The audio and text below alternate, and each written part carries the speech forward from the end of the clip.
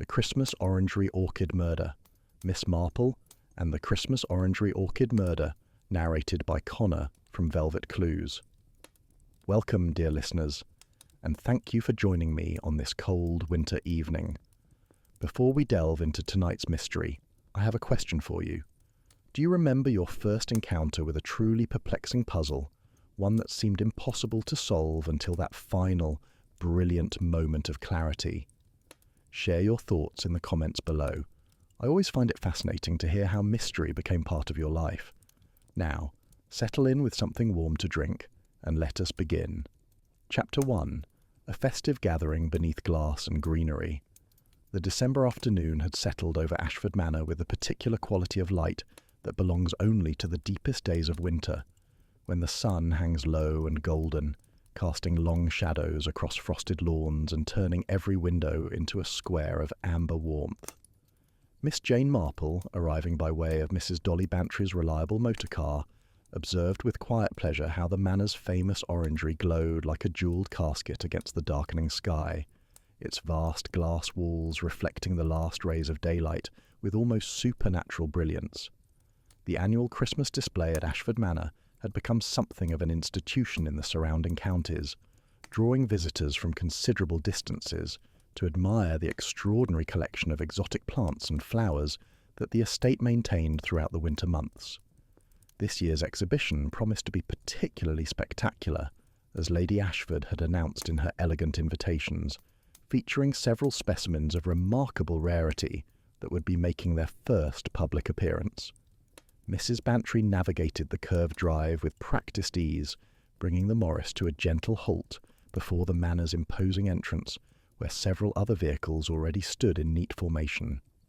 The house itself was a handsome Georgian structure that had been considerably expanded during the Victorian era, resulting in an interesting architectural fusion that somehow managed to appear both dignified and welcoming.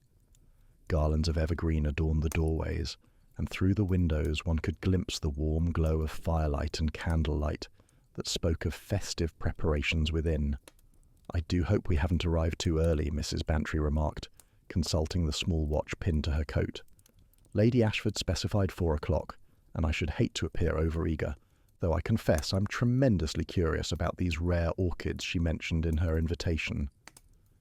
Miss Marple gathered her belongings with characteristic efficiency, noting with interest the figure of a man emerging from the direction of the orangery, who seemed to be moving with considerable haste despite the icy condition of the pathways.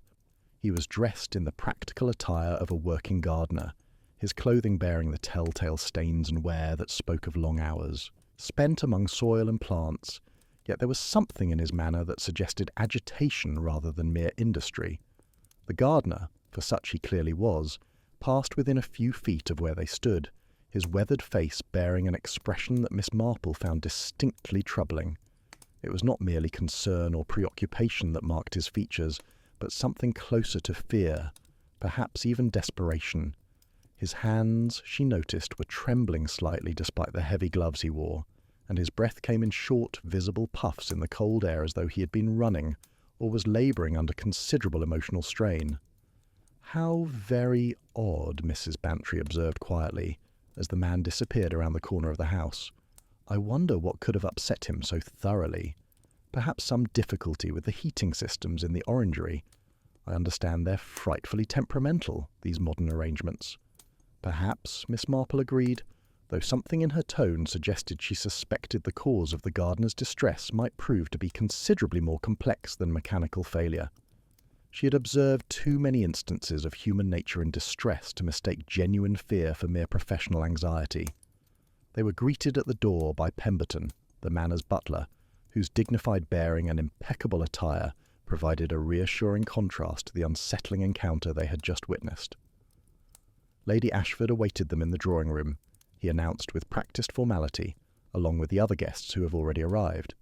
"If you would be so kind as to follow me." The drawing-room of Ashford Manor was everything one might expect of a house with such distinguished lineage, furnished with that particular combination of inherited treasures and comfortable additions that characterized the homes of families who had occupied the same property for generations. A magnificent fire blazed in the marble hearth, before which several guests had already gathered, their conversation creating a pleasant murmur of civilized discourse. Lady Ashford herself came forward to greet them with evident pleasure. She was a woman of perhaps 60 years, with the upright bearing and composed features that spoke of generations of careful breeding and proper education. Her dark hair, elegantly styled and showing only a few threads of silver, was crowned with a festive arrangement of holly and ivy that seemed entirely appropriate to the season, without appearing affected. "Mrs. Bantry, Miss Marple, how delightful that you could join us," she said warmly, extending her hands in welcome. "I do hope the roads weren't too treacherous. The frost has been quite persistent these past few days." "Not at all troublesome," Mrs. Bantry assured her. "Though I must say, the Orangery looks absolutely magnificent from the drive. We're tremendously eager to see what marvels you've prepared for us." Lady Ashford's expression brightened with unmistakable pride. "Dr. Thornbury has outdone himself this year, our head botanist, you understand. He's been working for decades to develop several unique hybrid varieties, and 3 of them are finally ready to be shown. Quite remarkable specimens, I'm told, though I confess the technical details rather exceed my understanding." Miss Marple observed with interest how Lady Ashford's enthusiasm seemed slightly forced, as though some underlying concern was preventing her from fully embracing the festive occasion. It was a subtle thing, barely noticeable to casual observation, but Miss Marple had spent too many years studying the nuances of human behaviour to miss such signs. The other guests were introduced in turn. Professor Edmund Hartley, a distinguished botanist from Cambridge, whose expertise in tropical plants had brought him international recognition. His wife, Margaret, a pleasant woman whose genuine interest in horticulture seemed to exceed her husband's professional enthusiasm. Mr. Charles Wickham, a wealthy collector whose private conservatory was said to rival that of many public institutions. Miss Helena Pembroke, a young journalist writing a feature article about the Manor's botanical treasures for a prominent gardening magazine. And finally, Mr. James Ashford, Lady Ashford's nephew, whose presence seemed to create a subtle tension in the room that Miss Marple filed away for future consideration. The group made pleasant conversation for perhaps 20 minutes, during which refreshments were served and the various guests exchanged observations about the unseasonably cold weather and the prospects for a white Christmas. It was during this period that Miss Marple noticed Mr. Wickham checking his pocket watch with increasing frequency, his expression suggesting that he was expecting some particular event or announcement. "Lady Ashford," he said at length, his tone carrying a note of poorly concealed impatience, "I wonder when we might have the pleasure of viewing the Orangery. I understand you have several specimens that would be of considerable interest to a serious collector." "Of course, Mr. Wickham," Lady Ashford replied, though Miss Marple detected a slight hesitation in her response. "We were merely waiting for Mr. Graves to join us. He's the head gardener, you understand, and quite essential to any proper tour of the collection. I cannot imagine what's delaying him." As if summoned by her words, the door to the drawing-room opened to admit not Mr. Graves, but a younger man whose agitated manner immediately drew everyone's attention. He was perhaps 30 years of age, dressed in clothing that suggested he occupied some position between the working staff and the family itself, and his face bore an expression of barely controlled alarm. "Lady Ashford," he said breathlessly, apparently heedless of the assembled company. "I'm terribly sorry to interrupt, but there's been an incident in the Orangery." "Mr. Graves," he paused, seeming to struggle with how to continue. "Mr. Graves has been injured. Dr. Thornbury is with him now, but I fear the situation is quite serious." The pleasant atmosphere of the drawing-room evaporated instantly, replaced by a tension that Miss Marple recognised all too well from previous encounters with unexpected tragedy. Lady Ashford rose from her seat with admirable composure, though her face had gone noticeably pale. "What sort of injury?" she inquired quietly, her voice betraying only the slightest tremor. The young man, who Miss Marple would later learn was called Thomas Gardner, and served as assistant to both the head gardener and the botanist, seemed reluctant to speak plainly before so many witnesses. However, the gravity of the situation apparently overcame his discretion. "He appears to have been poisoned, my lady. Dr. Thornbury believes it may have been one of the plants, something about a thorn or spine that penetrated his glove." The implications of this announcement settled over the assembled company like a physical weight. Miss Marple observed how each guest reacted to the news, noting the subtle variations in their expressions that might later prove significant. Professor Hartley's face showed professional interest mixed with concern. His wife appeared genuinely shocked. Mr. Wickham's features revealed something that might have been calculation beneath his obvious surprise. Miss Pembroke had already produced a small notebook, her journalist's instincts apparently overcoming any social reservations about such behaviour. And James Ashford, Miss Marple noted with particular interest, seemed almost unsurprised by the announcement, as though he had been expecting some form of dramatic development. "We must go to him at once," Lady Ashford declared, moving toward the door with determined purpose. "Professor Hartley, your medical knowledge may prove invaluable. The rest of you, please remain here until we understand the situation more clearly." However, as the gathering began to fragment in response to this crisis, Miss Marple found herself reflecting that remaining ignorant of developments was precisely what she had no intention of doing. Experience had taught her that the first moments following an unexpected incident often revealed truths that later attempts at reconstruction could never fully capture.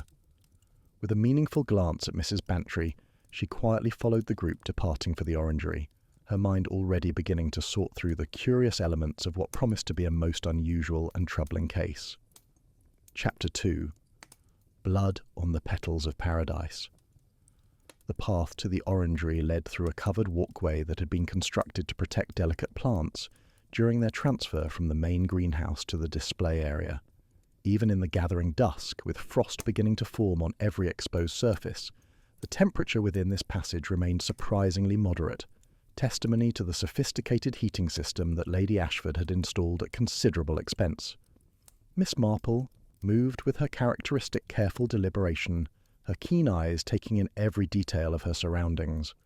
The walls of the passage were lined with shelving that held smaller potted specimens, each carefully labelled with both common and scientific names, in a precise hand that she would later learn belonged to Dr. Thornbury himself. Some of these plants bore additional notations regarding their care, water requirements, and optimal temperature ranges, creating a comprehensive record that spoke to the meticulous nature of their cultivation. Mrs. Bantry had fallen into step beside her, and the two women exchanged no words, understanding passing between them born of long friendship and numerous previous adventures in the realm of unexpected death. They could hear voices ahead, sharp with urgency and concern, as Lady Ashford and Professor Hartley hurried toward the Orangery proper. The Orangery itself, when they reached it, proved to be even more magnificent than its external appearance had suggested. The structure was vast, perhaps 60 feet in length and 30 feet wide, with a soaring glass roof that rose to a peak of at least 20 feet at its centre. Banks of tropical plants lined both long walls, arranged with careful attention to creating the impression of a natural jungle landscape, despite the obvious artificiality of their greenhouse setting. Palm trees stretched toward the glass ceiling, their fronds creating patterns of shadow and light. Exotic orchids bloomed in riotous profusion, their flowers displaying colours and forms that seemed almost impossible in their complexity. Vines heavy with unknown blossoms twined around carefully positioned supports, while the air itself was thick with humidity and the mingled scents of 1,000 growing things. But it was the scene at the far end of this botanical paradise that commanded immediate attention. A man lay sprawled upon the brick pathway that ran down the centre of the Orangery, his body positioned in a manner that suggested he had fallen suddenly and without warning. Dr. Thornbury knelt beside him, his elderly frame bent with concern as he examined the fallen gardener with gentle but purposeful movements. Dr. Thornbury was a man of perhaps 70 years, his face deeply lined but bearing the healthy colour of someone who spent much time outdoors despite his advanced age. His clothing, while neat, showed the evidence of long service among plants and soil, and his hands, Miss Marple noted, moved with the confident precision of someone who had spent a lifetime working with delicate specimens. Thomas Gardner stood nearby, his young face pale with shock, while several other members of the garden staff hovered at a respectful distance, their expressions ranging from concern to something approaching fear. Lady Ashford approached the scene with admirable composure, though Miss Marple could see the tension in her shoulders and the way her hands clenched at her sides. "How is he, Dr. Thornbury?" she asked quietly. The elderly botanist looked up, his expression grave. "I fear Mr. Graves is beyond any assistance we might offer, my lady. He appears to have suffered a massive toxic reaction to some substance. The symptoms," he paused, choosing his words carefully, "are consistent with certain alkaloid poisons found in tropical plants, though I cannot determine the exact source without further examination." Miss Marple had positioned herself where she could observe the scene without appearing to intrude, and her trained eye began to catalogue the various elements that might prove significant. Mr. Graves lay on his back, his right hand extended as though he had been reaching for something when he fell. His face bore an expression of surprise and pain, the features frozen in that final moment of realization that something was terribly wrong. Most significantly, his left hand clutched at his right wrist, and even from her position several feet away, Miss Marple could see the distinctive mark on the palm of his right hand, where something sharp had penetrated both his heavy work glove and the skin beneath. Professor Hartley had joined Dr. Thornbury in examining the body, his professional expertise bringing a more systematic approach to the investigation. He checked for pulse and respiration, though both men clearly knew such efforts were futile, then carefully examined the puncture wound on the dead man's palm. "This penetration is quite deep," he observed, his tone clinical despite the grim circumstances. Whatever created this wound was extremely sharp and delivered with considerable force. The tissue around the entry point shows signs of rapid necrosis, which suggests a highly potent toxin was introduced directly into the bloodstream. Dr. Thornbury nodded slowly, his face reflecting both professional interest and personal distress. "I can think of only a handful of plant toxins that would produce such rapid and dramatic effects. Most would require ingestion or prolonged contact to prove fatal. For something to work this quickly through a simple puncture wound," he trailed off, apparently reluctant to complete the thought. Miss Marple quietly approached the edge of the pathway where several potted orchids sat on display stands, their magnificent blooms seeming almost obscene in their beauty given the tragedy that had just unfolded nearby. One plant in particular drew her attention, a spectacular specimen with deep purple flowers marked with intricate patterns of gold and crimson. The plant's label, written in that same precise hand she had observed earlier, identified it as Dendrobium thornburyensis, a hybrid variety developed by the estate's own breeding program. What caught Miss Marple's interest, however, was not the plant's identification, but rather the condition of one particular flower. The bloom nearest the path showed clear signs of recent disturbance, several of its petals bent at unnatural angles, as though something had brushed forcefully against them. More significantly, there was a small smear of what appeared to be blood on one petal, still fresh enough to gleam wetly in the orangery's soft lighting. Mrs. Bantry had noticed her friend's focused attention and moved to join her, following Miss Marple's gaze to the marked orchid. "Is that significant?" she whispered. "Possibly very significant indeed," Miss Marple replied equally quietly. "Observe the position of this plant relative to where Mr. Graves fell. If he had been standing here examining this orchid, and something caused him to stumble or recoil suddenly, he might have brushed against it in such a manner as to create these disturbances." "But what would cause him to recoil?" Mrs. Bantry wondered. "Unless," her eyes widened slightly as understanding dawned, "unless something on the plant itself caused the injury we can see on his hand." Lady Ashford had overheard this exchange and approached with evident concern. "Miss Marple, are you suggesting that one of our orchids was somehow responsible for Mr. Graves's death?" "But that's quite impossible. None of our specimens are dangerous to handle. Dr. Thornbury has always been most particular about such matters, especially given that visitors regularly tour the Orangery." Miss Marple turned to face her hostess with characteristic gentleness. "I merely observe what appears before me, Lady Ashford. Whether these observations prove significant remains to be determined. However, I wonder whether Dr. Thornbury might examine this particular orchid more closely." The elderly botanist had completed his initial examination of the body, and now joined them near the display of hybrid orchids, his face showing a mixture of professional curiosity and growing alarm. "This is one of my own creations," he said quietly, examining the disturbed flower with evident concern. "Dendrobium thornburyensis, named for myself, I must confess, though perhaps that was vanity on my part. I've been developing this hybrid for nearly 15 years, crossing various species to achieve this particular coloration and form. He leaned closer to examine the plant, and Miss Marple observed how his hands trembled slightly as he gently manipulated the damaged flower. His expression, already grave, grew positively grim as his examination progressed. "This bloom has been tampered with," he announced finally, his voice carrying a note of barely controlled anger. "Someone has applied a foreign substance to the thorns. You see here," he indicated, several small protrusions on the flower's stem that were indeed sharp enough to penetrate skin, how they bear a faint discoloration that's not natural to the plant. Professor Hartley joined them immediately, his professional interest fully engaged. "May I examine those thorns more closely, Dr. Thornbury? If they've been coated with some toxic substance, we may be able to determine what type of poison was used." The two botanists conducted a careful examination of the orchid's thorns, using a magnifying glass that Dr. Thornbury produced from his jacket pocket, and discussing their findings in the technical terminology of their profession.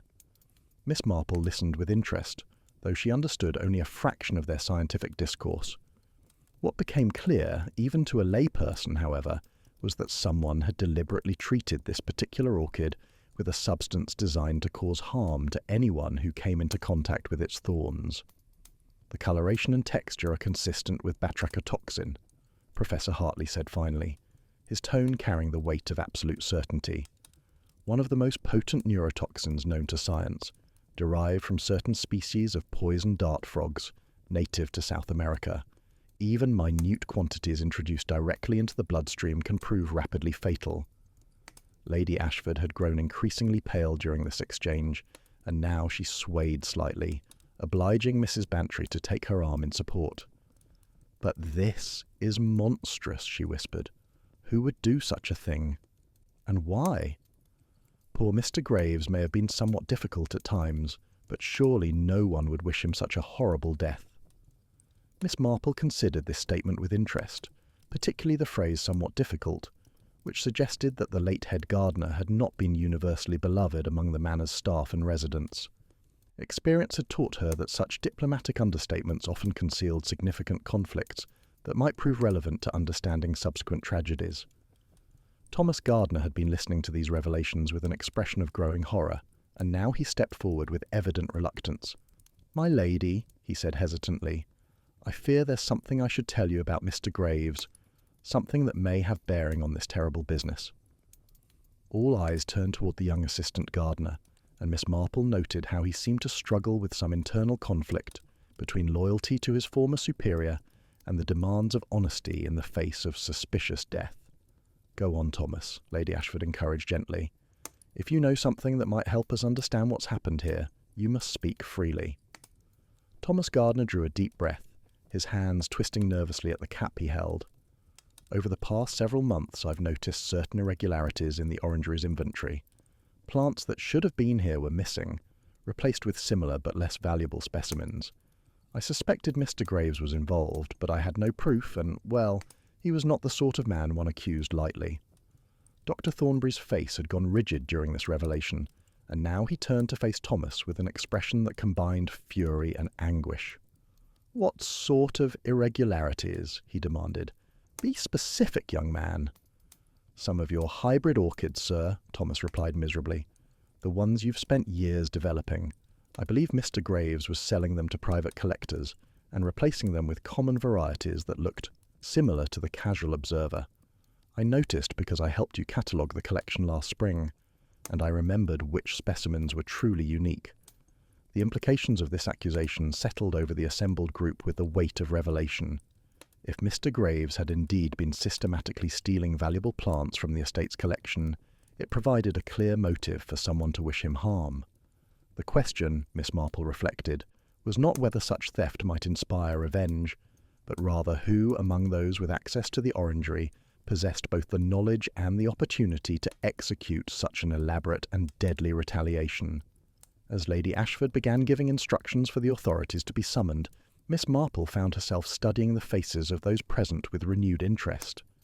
Dr. Thornbury's anger seemed entirely genuine, yet there was something beneath it that suggested the elderly botanist knew more about these thefts than his initial reaction might indicate.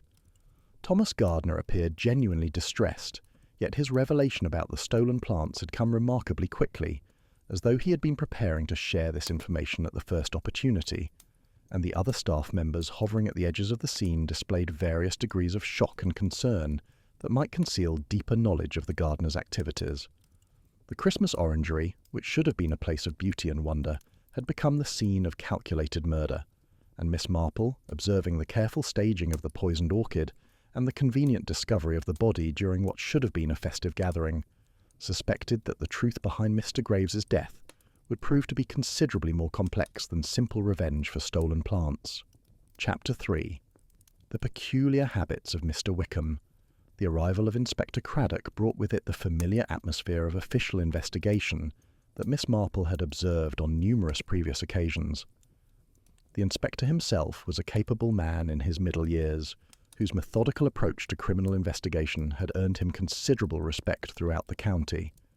Unlike some officers of the law, he had learned through experience to value Miss Marple's insights, though he maintained the proper formalities that his position required. "The body has been left exactly as it was found," Lady Ashford informed him, as he conducted his initial survey of the scene. "Dr. Thornbury and Professor Hartley have examined poor Mr. Graves, and they believe he was poisoned by contact with that orchid there, the one with the disturbed flowers." Inspector Craddock listened carefully to the various accounts provided by those present, making detailed notes in his leather-bound notebook and occasionally asking questions that revealed a sharp mind beneath his official manner. He paid particular attention to Thomas Gardner's revelation about the stolen plants, recognizing immediately that such activity might provide motive for revenge. While the inspector conducted his interviews with the staff members and examined the physical evidence, Miss Marple found herself observing Mr. Charles Wickham with growing interest.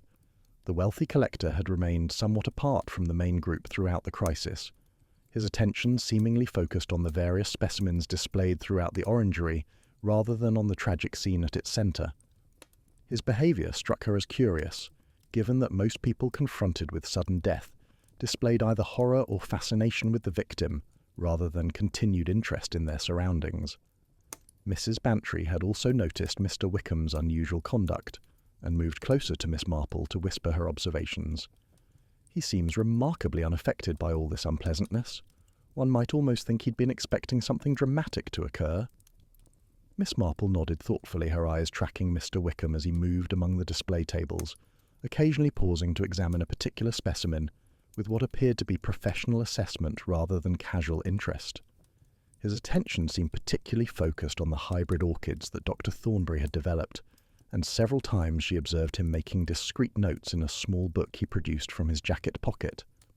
"Mr. Wickham," she called gently, approaching him with the air of innocent curiosity that she had perfected over many years of careful observation. "I wonder whether I might ask you about orchid collecting. I understand you maintain quite an impressive private conservatory." The collector turned to face her, his expression carefully neutral, though Miss Marple detected a slight tightening around his eyes that suggested her attention was not entirely welcome. "Indeed, Miss Marple, I've been fortunate enough to assemble what some consider to be one of the finest private collections in England, though nothing, of course, compared to the treasures housed here at Ashford Manor. You must have been particularly eager to view Dr. Thornbury's hybrid varieties," Miss Marple continued pleasantly. "I understand they represent years of careful breeding and selection." Mr. Wickham's gaze flickered briefly toward the display where the poisoned orchid stood, then returned to Miss Marple with renewed caution. Naturally, any serious collector would be interested in such specimens. Dr. Thornbury's work in developing new varieties is well known among those of us who appreciate rare plants, and I suppose such rare specimens would command substantial prices if they were available for purchase, Miss Marple suggested mildly. The collector's expression had grown distinctly guarded. "The ethical collector does not deal in stolen plants, Miss Marple. If you're suggesting that I had any involvement with Mr. Graves's alleged theft of estate property, I must protest most strenuously." Miss Marple smiled with gentle reassurance. "I suggest nothing of the sort, Mr. Wickham. I merely observe that someone with your expertise would be well positioned to recognize the difference between a genuine Dr. Thornbury hybrid and a common variety substituted to conceal theft." Before Mr. Wickham could respond to this observation, Inspector Craddock approached with evident purpose. "Mr. Wickham, I understand you arrived at the manor approximately 2 hours before the scheduled gathering. Might I inquire what brought you here so early?" The collector's face flushed slightly at this question, though whether from embarrassment or anger Miss Marple could not immediately determine. "I wish to speak with Mr. Graves privately about certain matters related to plant care. I'd heard he was knowledgeable about maintaining tropical specimens in English conditions, and I thought to consult with him about some difficulties I've been experiencing in my own conservatory." "And did you in fact meet with Mr. Graves during this early arrival?" Inspector Craddock pressed. Mr. Wickham hesitated for just a fraction of a second before responding, but that momentary pause spoke volumes to Miss Marple's experienced observation. "I did see him briefly, yes. We spoke for perhaps 10 minutes in the Orangery. He seemed rather distracted and cut our conversation short, claiming he had urgent matters to attend to before the afternoon's gathering." "What was his manner during this conversation?" the inspector inquired. "Did he seem worried or frightened?" "Nothing so dramatic," Mr. Wickham replied with studied casualness. "Merely preoccupied, as though his mind was occupied with other concerns. He mentioned something about needing to inspect the heating system, as I recall, and excused himself rather abruptly." Miss Marple filed this information away with interest. If Mr. Wickham had indeed been present in the Orangery during the period when the orchid must have been treated with poison, his movements and activities during that time would require careful scrutiny. Moreover, his claim of consulting about plant care seemed suspiciously convenient, particularly if he had actually been negotiating for stolen specimens. Inspector Craddock continued his questioning, but Mr. Wickham's responses became increasingly vague and unhelpful, as though he was carefully calibrating how much information to provide without incriminating himself in any particular wrongdoing. The inspector finally dismissed him with instructions not to leave the premises, then turned his attention to other witnesses. It was while Inspector Craddock was interviewing Professor Hartley and his wife that Miss Marple noticed something curious about the arrangement of plants near where Mr. Graves had fallen. Several small pots had been knocked askew, their positions suggesting they had been disturbed during some struggle or sudden movement. One pot in particular drew her attention, a specimen of what appeared to be a common fern that seemed distinctly out of place among the exotic orchids and tropical specimens that dominated the Orangery's displays. "Dr. Thornbury," she called softly, not wishing to interrupt the inspector's interviews. "Might I inquire about this fern specimen? It seems rather ordinary compared to your other displays."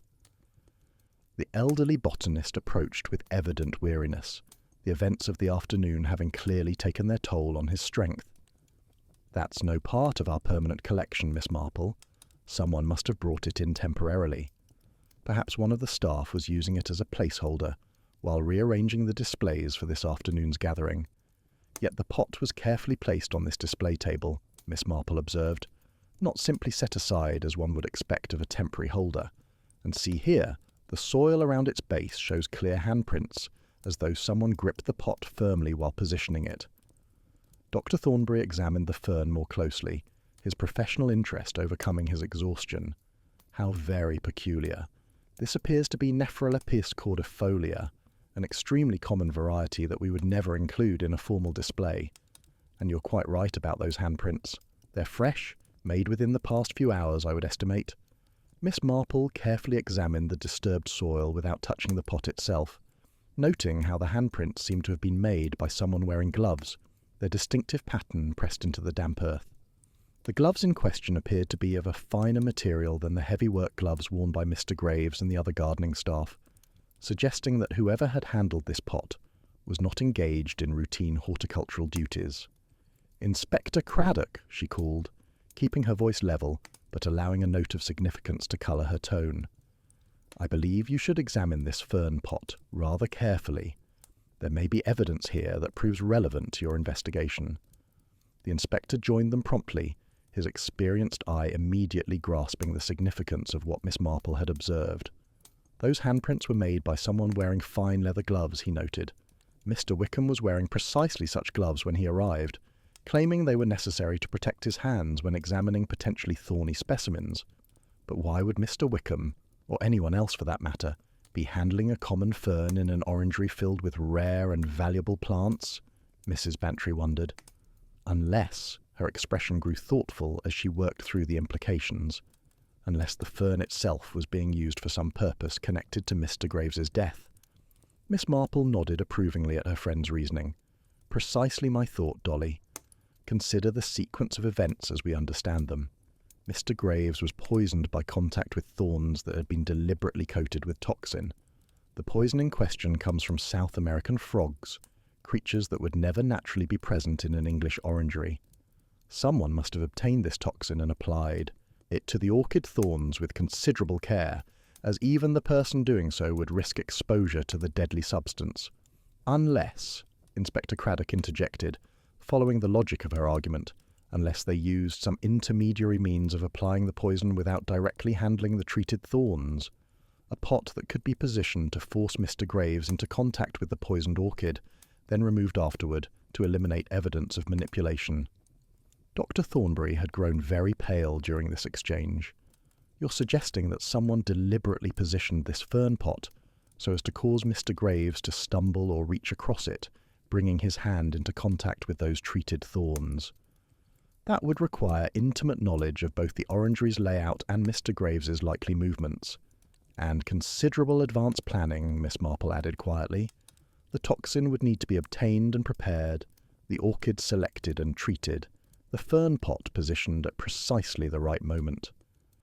This was no crime of sudden passion, gentlemen, but rather a carefully orchestrated murder, requiring both patience and botanical expertise. The implications of this analysis settled over the assembled company with the weight of certainty. What had initially appeared to be a tragic accident was revealing itself as something far more sinister, a calculated killing that had exploited the very beauty and wonder of the Ashford Manor Orangery to create a deadly trap. Inspector Craddock issued instructions for the fern pot to be carefully preserved as evidence, then turned to address the group at large. I'm afraid I must ask all of you to remain available for further questioning. No one is to leave the manor grounds until I'm satisfied that I understand exactly what transpired here this afternoon. As the various witnesses began to drift away under the watchful eye of the constable who had accompanied Inspector Craddock, Miss Marple found herself reflecting on the curious behaviour of Mr. Wickham. His early arrival at the manor, his private conversation with Mr. Graves, his unusual focus on the plant displays rather than the human tragedy, and now the evidence of fine leather gloves handling a common fern pot, precisely where the victim had fallen. All of these elements suggested a man with secrets to conceal, yet Miss Marple's experience warned her against too quickly settling on any single suspect, however suspicious their behaviour might appear. Murder was rarely as straightforward as it initially seemed, and those who appeared most obviously guilty often proved to be red herrings, deliberately or inadvertently drawing attention away from the true culprit. The Christmas Orangery held more secrets than Mr. Wickham's suspicious conduct, and Miss Marple suspected that unravelling this particular mystery would require patience, careful observation, and attention to those small details that others might overlook in their focus on more dramatic evidence. Chapter 4. A Botanist's Bitter Harvest. The drawing room of Ashford Manor had been converted into a temporary headquarters for Inspector Craddock's investigation, with various members of the household and invited guests waiting their turn to provide formal statements. The festive atmosphere that should have characterized a Christmas gathering had been thoroughly dispelled by the grim reality of murder, replaced by an air of suspicion and unease that seemed to permeate every corner of the gracious old house.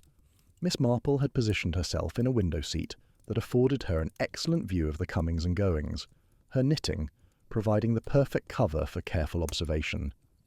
Mrs. Bantry sat nearby, maintaining a running commentary in whispered tones about the various individuals as they arrived to speak with the inspector. "That's Dr. Thornbury emerging now," Mrs. Bantry murmured, noting the elderly botanist's haggard appearance as he left the drawing-room. "He looks positively devastated, poor man. I suppose discovering that one's life's work has been systematically stolen would be quite crushing, even without the additional horror of murder." Miss Marple observed how Dr. Thornbury moved through the entrance hall with the slow, careful steps of someone who had aged considerably in the span of a few short hours. His shoulders sagged beneath an invisible weight, and his usually alert expression had been replaced by one of profound grief and exhaustion. Yet beneath these obvious signs of distress, Miss Marple detected something else, a quality she could not quite identify, but which her instincts suggested might prove significant. "Dr. Thornbury," she called gently as he passed near her window seat. "Might I offer you some tea? You look as though you could benefit from warmth and perhaps a moment's rest." The elderly botanist paused, seeming to notice her presence for the first time, despite having walked directly past her position. His expression softened slightly at her kind offer. "That's most thoughtful, Miss Marple, though I confess I'm not certain I could manage even tea at present. My mind seems incapable of focusing on such ordinary matters as refreshment." "Perhaps," Miss Marple suggested, with characteristic gentleness, "it might help to speak of what troubles you. I've found that sharing one's burden, particularly with someone who has no direct involvement in one's affairs, can provide a certain relief." Dr. Thornbury hesitated, then slowly settled into the chair opposite Miss Marple's window seat. His hands, she noticed, trembled slightly as he clasped them together in his lap, and his eyes held a haunted quality that spoke of more than simple shock at sudden death.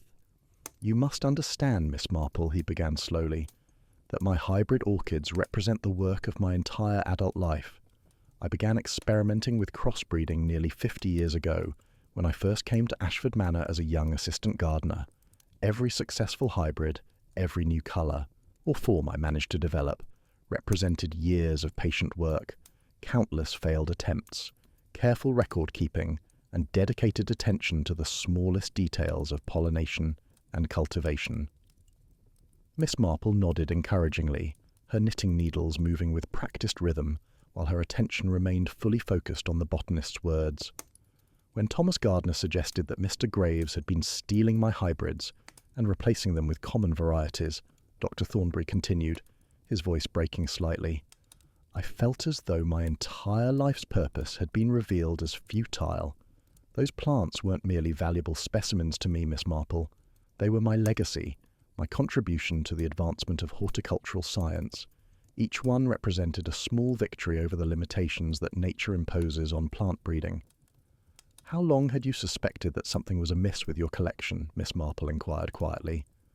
Dr. Thornbury's response came after a long pause, during which various emotions seemed to war across his weathered features. "Several months," he admitted finally. "Perhaps longer, if I'm entirely honest with myself. I noticed small discrepancies, minor differences in plants that should have been identical to my records. But I told myself I was imagining things, that my memory was failing with age, that I was being unnecessarily particular. The truth, I suppose, is that I couldn't bear to confront what those discrepancies might mean." "And when you could no longer avoid that truth," Miss Marple pressed gently, "what did you do?"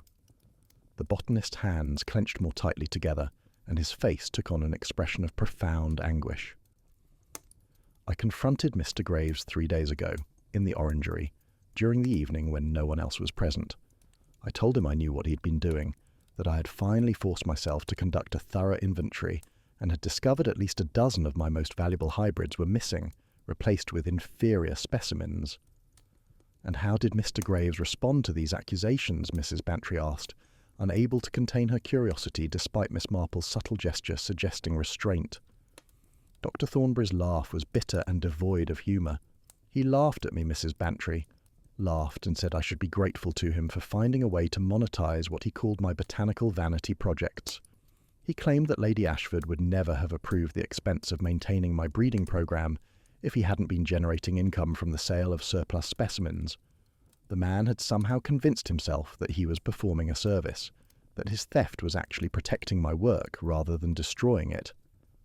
Miss Marple considered this revelation carefully. Had Mr. Graves operated his scheme alone, or did he have assistance from someone with the expertise to identify truly valuable specimens and to market them to appropriate collectors? Dr. Thornbury met her gaze directly, and she saw in his eyes that he had been wrestling with precisely this question. "I cannot prove anything," he said slowly, "but I have my suspicions. Mr. Graves was knowledgeable about plant care, certainly, but he lacked the sophisticated understanding of hybridization and genetics that would be necessary to identify which of my creations possessed true scientific value versus those that were merely attractive. Someone with more specialised knowledge must have been advising him. Someone such as Mr. Wickham, Miss Marple suggested. The botanist nodded reluctantly. Mr. Wickham has visited the manor several times over the past 2 years, always expressing great interest in my hybrid programme. I was flattered by his attention at first, pleased that a collector of his reputation should take such interest in my work. But now I wonder whether his visits served a more mercenary purpose, whether he was cataloguing my most valuable specimens for future acquisition through Mr. Graves's criminal enterprise. Inspector Craddock emerged from the drawing room at this moment, his expression suggesting he had overheard at least part of this conversation. "Dr. Thornbury, I wonder whether you would be willing to provide me with a complete list of the hybrid specimens you believe were stolen, along with any documentation of your breeding program that might help establish their value and uniqueness." "Of course, Inspector," Dr. Thornbury replied, rising with visible effort. "I maintain detailed records of all my crosses, including photographs and genetic analysis where possible. I can have the documentation prepared within the hour." "One more question, Doctor," Inspector Craddock said as the botanist turned to leave. "This poison that killed Mr. Graves, toxin from poisoned dart frogs. Would you have any knowledge of how such a substance might be obtained by someone in England?" Dr. Thornbury's face showed genuine surprise at the question. "I know of the toxin only through academic reading, Inspector. Its use in traditional hunting practices by indigenous peoples of South America is well documented in ethnobotanical literature. But as to how one might obtain a sample in this country, I have no idea whatsoever. The keeping of such dangerous substances would surely be heavily regulated." "Indeed it would," Inspector Craddock confirmed, "which makes its appearance on one of your orchids all the more puzzling and significant. Someone went to considerable trouble to obtain this particular poison, suggesting a degree of premeditation that transforms this from a crime of passion into something far more calculated." After Dr. Thornbury departed to gather his documentation, Miss Marple turned to Inspector Craddock with a thoughtful expression. "I wonder, Inspector, whether you've had the opportunity to examine Mr. Graves's personal quarters. In cases such as these, a victim's private spaces often reveal information that their public persona conceals." "Not yet," Inspector Craddock admitted, though I had intended to do so shortly. "Would you care to accompany me, Miss Marple? I've learned from previous cases that your eye for domestic details often uncovers evidence that more conventional investigation might overlook." The head gardener's cottage stood at some distance from the main house, connected to the estate's service areas by a well-maintained path that wound through carefully tended gardens now dormant for winter. The cottage itself was a sturdy stone structure that had clearly been built to last for generations, its thick walls and small windows speaking to an era when such residences were designed primarily for utility rather than comfort. Thomas Gardner, who had accompanied them as the person most familiar with Mr. Graves's living arrangements, produced a key ring and opened the cottage door with evident reluctance. "I haven't been inside since this morning, when Mr. Graves sent me to fetch some tools he'd forgotten. The place was in perfect order then, as it always was. He was most particular about cleanliness and organisation. The interior of the cottage confirmed Thomas's assessment of Mr. Graves's character. Every surface was spotlessly clean, every item arranged with military precision.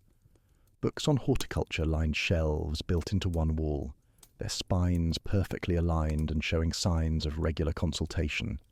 A desk stood beneath the main window, its surface bearing only a blotter, an inkwell, and a small collection of pens arranged parallel to the desk's edge. Inspector Craddock began a systematic search of the desk drawers, while Miss Marple moved about the room, her eyes taking in the small details that might reveal the private man behind the public role.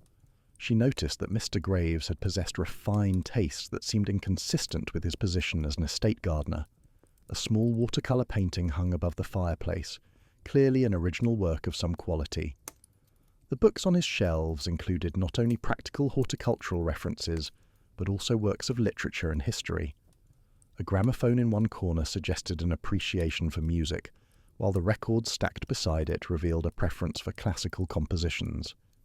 "He lived well for a head gardener," Mrs. Bantry observed, having followed the party with the determined interest of someone who refused to be left behind during interesting developments. "Perhaps too well," Inspector Craddock noted, withdrawing a leather-bound ledger from the desk's bottom drawer. This appears to be a record of financial transactions, and the sums involved are quite substantial for someone in domestic service.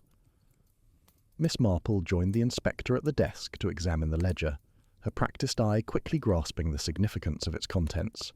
The entries dated back nearly 3 years and documented regular deposits of considerable amounts, always carefully noted, without any indication of their source. However, a separate column provided cryptic references that Miss Marple suspected corresponded to specific plant specimens. This entry here, she indicated a line dated 6 months previous. DT Hybrid 7, sold for £200. The initials would presumably stand for Dr. Thornbury, while the number might reference his breeding records. If we were to compare this ledger with Dr. Thornbury's documentation of stolen hybrids, I suspect we would find a rather complete accounting of Mr. Graves's criminal enterprise. Inspector Craddock turned pages carefully, his expression growing increasingly grim as the scope of the theft became apparent. Conservative estimates based on these figures suggest Mr. Graves realised upward of £5,000 from the sale of stolen plants over the past 3 years. A substantial fortune for a man in his position. But where is that money now? Mrs. Bantry wondered. Surely it's not simply sitting in a bank account somewhere waiting to be discovered. An excellent question, Inspector Craddock agreed, continuing his search through the remaining desk drawers. The answer came in the form of several documents discovered in a concealed compartment beneath a false bottom in the largest drawer. Property deeds, investment certificates and bank statements revealed that Mr. Graves had been using his ill-gotten gains to establish himself as a gentleman of independent means, purchasing a small estate in Cornwall and building an investment portfolio that would have supported a comfortable retirement. He was planning to leave Ashford Manor, Miss Marple observed, examining the property deed with interest. This purchase was completed just last month. I wonder whether Lady Ashford knew of his intentions. Thomas Gardner, who had been listening to these revelations with growing dismay, shook his head firmly. Mr. Graves gave no indication that he intended to resign his position. Indeed, just last week he was discussing plans for the spring planting, talking about new species he wanted to introduce to the Orangery's collection. If he was planning to leave, he concealed it perfectly. Which suggests, Miss Marple noted quietly, that perhaps someone discovered his intentions and his crimes, and decided that justice required a more permanent solution than mere dismissal and prosecution. Dr. Thornbury's life work had been systematically plundered, and now the chief appears to have been preparing to vanish with his ill-gotten gains. For someone who had devoted decades to botanical research, such betrayal might inspire desperate measures. Inspector Craddock carefully gathered the evidence they had discovered, making detailed notes about each item's position and contents. "I shall need to interview Dr. Thornbury again," he said, with obvious reluctance. These findings cast his earlier statement in a rather different light. As they prepared to leave the cottage, Miss Marple paused in the doorway to take one final look at the neat, well-ordered space that had housed a man who seemed to have lived a double life. On the surface, Mr. Graves had been the model of a conscientious head gardener, respected for his expertise and trusted with the care of valuable specimens. Beneath that respectable facade, however, had lurked a criminal who systematically betrayed the trust placed in him, stealing and selling the fruits of another man's lifelong labour for personal gain. Yet even as she recognised the victim's crimes, Miss Marple found herself troubled by the calculated nature of his murder. Whoever had coated those orchid thorns with deadly poison had possessed not only the means and opportunity, but also the specialised knowledge necessary to execute such an elaborate plan. The circle of individuals who fit that description was distressingly small, and Dr. Thornbury, with his botanical expertise and obvious motive, stood squarely within its boundaries. Chapter 5. The journalist's notebook hides more than articles. Evening had settled over Ashford Manor with the particular darkness that characterises midwinter in the English countryside, when the sun sets early and the long night ahead seems to stretch endlessly. The Orangery's glass walls glowed softly in the distance, lit by the investigation lamps that Inspector Craddock had ordered installed, while his constables completed their detailed examination of the crime scene. Miss Marple had been given comfortable accommodation in one of the manor's guest rooms, as had Mrs. Bantry and the other visitors who had remained at the inspector's request. Lady Ashford, though clearly distressed by the tragic turn her Christmas gathering had taken, maintained her composure with admirable grace, ensuring that her unwilling guests received every consideration despite the grim circumstances. It was while Miss Marple was descending for dinner, having taken time to refresh herself after the afternoon's difficult events, that she encountered Miss Helena Pembroke in the first-floor corridor. The young journalist appeared to be emerging from what Miss Marple knew to be Professor Hartley's assigned room, though she did so with the furtive manner of someone who hoped to pass unobserved. "Miss Pembroke," Miss Marple called pleasantly, causing the younger woman to start with visible alarm. "I do hope you're recovering from this afternoon's unfortunate events. Such matters can be quite distressing for those unaccustomed to encountering violent death." Helena Pembroke was a woman of perhaps 30 years, with the intelligent eyes and purposeful manner of someone who had built a career through determined effort rather than fortunate circumstance. Her clothing reflected the practical choices of a working professional, sensible and well-made, but without the expensive elegance that characterized Lady Ashford's attire. At Miss Marple's greeting she composed her features into an expression of polite interest, though not before Miss Marple had observed the flash of calculation that preceded it. "Miss Marple, how kind of you to inquire. I confess I've been rather shaken by the whole business. One doesn't expect to encounter murder when accepting an invitation to write about botanical displays for a gardening magazine." "Indeed not," Miss Marple agreed, noting the notebook that Miss Pembroke clutched rather tightly. "I imagine you've been gathering material for your article despite the tragic circumstances. Journalists must pursue their profession even when events take unexpected turns." Helena's grip on the notebook tightened fractionally. "Actually, I've been speaking with Professor Hartley about his assessment of the poison used in Mr. Graves's death. Professional curiosity, you understand. My readers would be fascinated to learn about the scientific aspects of such matters, though of course I would never publish anything that might compromise the investigation." "How very conscientious," Miss Marple observed, her tone carrying just enough ambiguity to suggest multiple interpretations. "Professor Hartley must have provided considerable insight, given his expertise in tropical plants and their properties. I noticed you spent some time examining the Orangery specimens before Mr. Graves was discovered. Did you happen to observe anyone behaving unusually around the displays?" Helena Pembroke's expression became guarded, and Miss Marple noted how her eyes flickered briefly toward the notebook she held, before returning to meet Miss Marple's gaze. "I'm afraid I was rather focused on making notes about the various species. Lady Ashford had provided me with a preliminary tour earlier in the day, and I was attempting to capture detailed descriptions while the plants were still fresh in my memory." "Earlier in the day," Miss Marple repeated thoughtfully. "Before the scheduled gathering time? How fortunate that Lady Ashford was able to accommodate such an early visit." The journalist's hesitation before responding was brief but telling. "Actually, it was Mr. Graves who showed me around, not Lady Ashford. He seemed quite knowledgeable about the collection, though I must say his manner was rather distracted. He kept checking his pocket watch as though he had an appointment he was anxious not to miss." This revelation struck Miss Marple as potentially significant. Mr. Graves had given tours to both Mr. Wickham and Miss Pembroke prior to his death, suggesting he had been quite busy during the hours before the fatal encounter with the poisoned orchid. The question was whether either or both of these visits had been somehow connected to his murder, or whether they represented innocent coincidence. "Did Mr. Graves show you Dr. Thornbury's hybrid orchids during this tour?" Miss Marple inquired. Helena nodded, her expression thoughtful.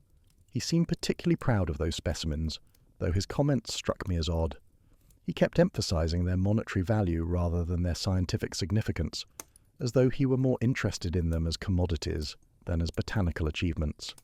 At one point he even suggested that serious collectors would pay substantial sums for such unique varieties if they could be obtained through appropriate channels." "By appropriate channels, I suppose he meant legitimate purchase rather than theft," Mrs. Bantry interjected, having appeared in the corridor in time to hear this latter part of the conversation. Helena Pembroke looked startled at Mrs. Bantry's arrival, and Miss Marple observed a brief flicker of something that might have been alarm cross the journalist's features. "I'm sure I don't know what he meant," she said quickly. "I assumed he was simply making conversation about the economics of rare plant collecting." Miss Marple decided to approach the matter from a different angle. Your notebook appears quite full, Miss Pembroke. Have you been writing only about botanical matters, or have you perhaps recorded observations about the various individuals involved in this unfortunate affair? Journalists, I understand, are trained to notice details that others might overlook. The younger woman's grip on her notebook had become almost defensive, and Miss Marple recognised the protective gesture of someone guarding information they considered valuable. I make notes about everything, Miss Marple. It's a professional habit. One never knows what details might prove useful when writing an article. How very prudent, Miss Marple agreed, though I wonder whether Inspector Craddock has had the opportunity to review your notes. Police investigators, in my experience, are often grateful for contemporary observations recorded by trained observers, particularly when those observations concern the period immediately preceding a crime. Helena Pembroke's face had gone decidedly pale at this suggestion. I hardly think my jottings about plant descriptions would interest the inspector. They're mostly technical terms and personal impressions, nothing of investigative value. Miss Marple allowed a gentle smile to touch her features. Nevertheless, I'm certain Inspector Craddock would appreciate the opportunity to make that determination himself. He's quite thorough in his investigations, leaving no potential source of information unexplored. Shall we seek him out together? I believe he's still in the drawing room reviewing witness statements. The journalist's reluctance to comply with this suggestion was palpable, yet she could hardly refuse without appearing suspicious. With obvious reluctance, she accompanied Miss Marple and Mrs. Bantry down the staircase toward the drawing room, her notebook clutched like a shield against her chest. Inspector Craddock looked up from his papers as they entered, his expression showing mild surprise at this interruption. "Miss Marple, is there something I can do for you?" "Inspector, I thought you might be interested in reviewing Miss Pembroke's notes from this afternoon. She was conducting research for an article and may have recorded observations that could prove relevant to your investigation." The inspector's interest sharpened. "Immediately. Is that so, Miss Pembroke? I would indeed be very interested to see what you've written. Contemporary notes often capture details that later recollection might miss." Helena Pembroke had little choice but to surrender her notebook, though she did so with a reluctance that Miss Marple found increasingly significant. Inspector Craddock began leafing through the pages, his eyebrows rising as he absorbed their contents. "These are quite detailed observations, Miss Pembroke. You've noted not only plant descriptions but also the movements and conversations of various individuals throughout the afternoon, including," he turned to a particular page, "a conversation between Mr. Graves and Mr. Wickham that you apparently overheard in the Orangery approximately 1 hour before Mr. Graves's death." "I happened to be nearby when they were speaking," Helena explained, her voice defensive. "I couldn't help but overhear certain portions of their conversation, and I made notes as is my habit." Inspector Craddock read aloud from the notebook. "Mr. Wickham is insisting that Mr. Graves provide the final 3 specimens by week's end. Mr. Graves protests that Dr. Thornbury has become suspicious and is conducting an inventory. Mr. Wickham states that their arrangement must be concluded before Christmas, as he has buyers waiting. Mr. Graves appears frightened and suggests they should cease operations immediately. Mr. Wickham responds with what sounds like a threat, though his exact words are unclear." The inspector looked up from the notebook to fix Miss Pembroke with a penetrating stare. "This conversation suggests that Mr. Wickham was directly involved in the theft of Dr. Thornbury's hybrid orchids, and that Mr. Graves was attempting to withdraw from their criminal partnership. Why did you not bring this information to my attention immediately?" Helena Pembroke's composure had cracked entirely, and she sank into one of the drawing-room chairs with visible distress. "I wasn't certain what I'd overheard, Inspector, and Mr. Wickham is a wealthy, influential man. I feared that making accusations without solid proof might damage my professional reputation if I proved to be mistaken. Journalists must be very careful about making unsubstantiated claims." "Yet, you recorded the conversation in your notebook," Miss Marple observed gently, "which suggests you recognized its potential significance, even if you were reluctant to act upon that recognition." The journalist nodded miserably. "I thought I might investigate further, gather more evidence before making any formal accusations. But then Mr. Graves died, and everything became so complicated. I didn't know whether what I'd overheard was connected to his death or merely coincidental." Inspector Craddock was already issuing instructions to the constable who stood by the drawing-room door. "Find Mr. Wickham immediately, and ask him to join me here, and send someone to ensure he doesn't attempt to leave the premises. As they waited for Mr. Wickham's arrival, Miss Marple studied Helena Pembroke with thoughtful attention. The journalist's evident distress seemed genuine enough, yet there was something about her manner that suggested she was still holding back information. Experience had taught Miss Marple that witnesses often concealed facts not from any criminal motive, but from more personal concerns about reputation, relationships, or professional standing. "Miss Pembroke," she said quietly, moving to sit beside the younger woman. "I suspect there's something more troubling you beyond your overheard conversation. In cases such as these, complete honesty is not merely advisable, but essential. Whatever you may be concealing, I assure you it will prove less damaging if revealed voluntarily than if discovered through investigation." Helena Pembroke looked up with tears beginning to form in her eyes. "There's nothing more about Mr. Wickham or Mr. Graves," she said quietly. "But there is something else I observed this afternoon. Something that seems impossible, but which I distinctly saw. I've been trying to convince myself I was mistaken, but the memory persists with troubling clarity." "What did you see?" Inspector Craddock asked, his tone becoming gentle in response to the journalist's obvious distress. Helena took a shuddering breath before responding. "Approximately 20 minutes before Mr. Graves was found dead, I saw Dr. Thornbury in the Orangery's rear section where the cultivation benches are kept. He was wearing protective gloves and handling what appeared to be a small glass vial with extreme caution. I thought nothing of it at the time, assuming he was conducting some normal horticultural task. But now, knowing that Mr. Graves was poisoned by a substance applied to an orchid's thorns, I cannot help but wonder whether what I witnessed was Dr. Thornbury preparing the fatal toxin. This revelation settled over the room with the weight of damning testimony." Inspector Craddock's expression had grown grave, while Miss Marple felt the familiar mixture of satisfaction at progress toward truth and sadness at the implications of that truth. Dr. Thornbury, with his botanical expertise and clear motive, had just moved to the forefront of suspicion, and the evidence against him was becoming increasingly difficult to dismiss. Chapter 6. The Professor's Convenient Alibi. The revelation of Helena Pembroke's observation regarding Dr. Thornbury's suspicious activities in the Orangery created an immediate shift in the investigation's focus. Inspector Craddock dispatched constables to locate the elderly botanist and bring him to the drawing room for further questioning, while Miss Marple found herself considering the various elements of the case with renewed attention to detail. Mrs. Bantry had moved to sit beside Miss Marple, and the two women spoke in low tones while they awaited developments. "It does seem to fit together rather neatly, doesn't it?" Mrs. Bantry observed.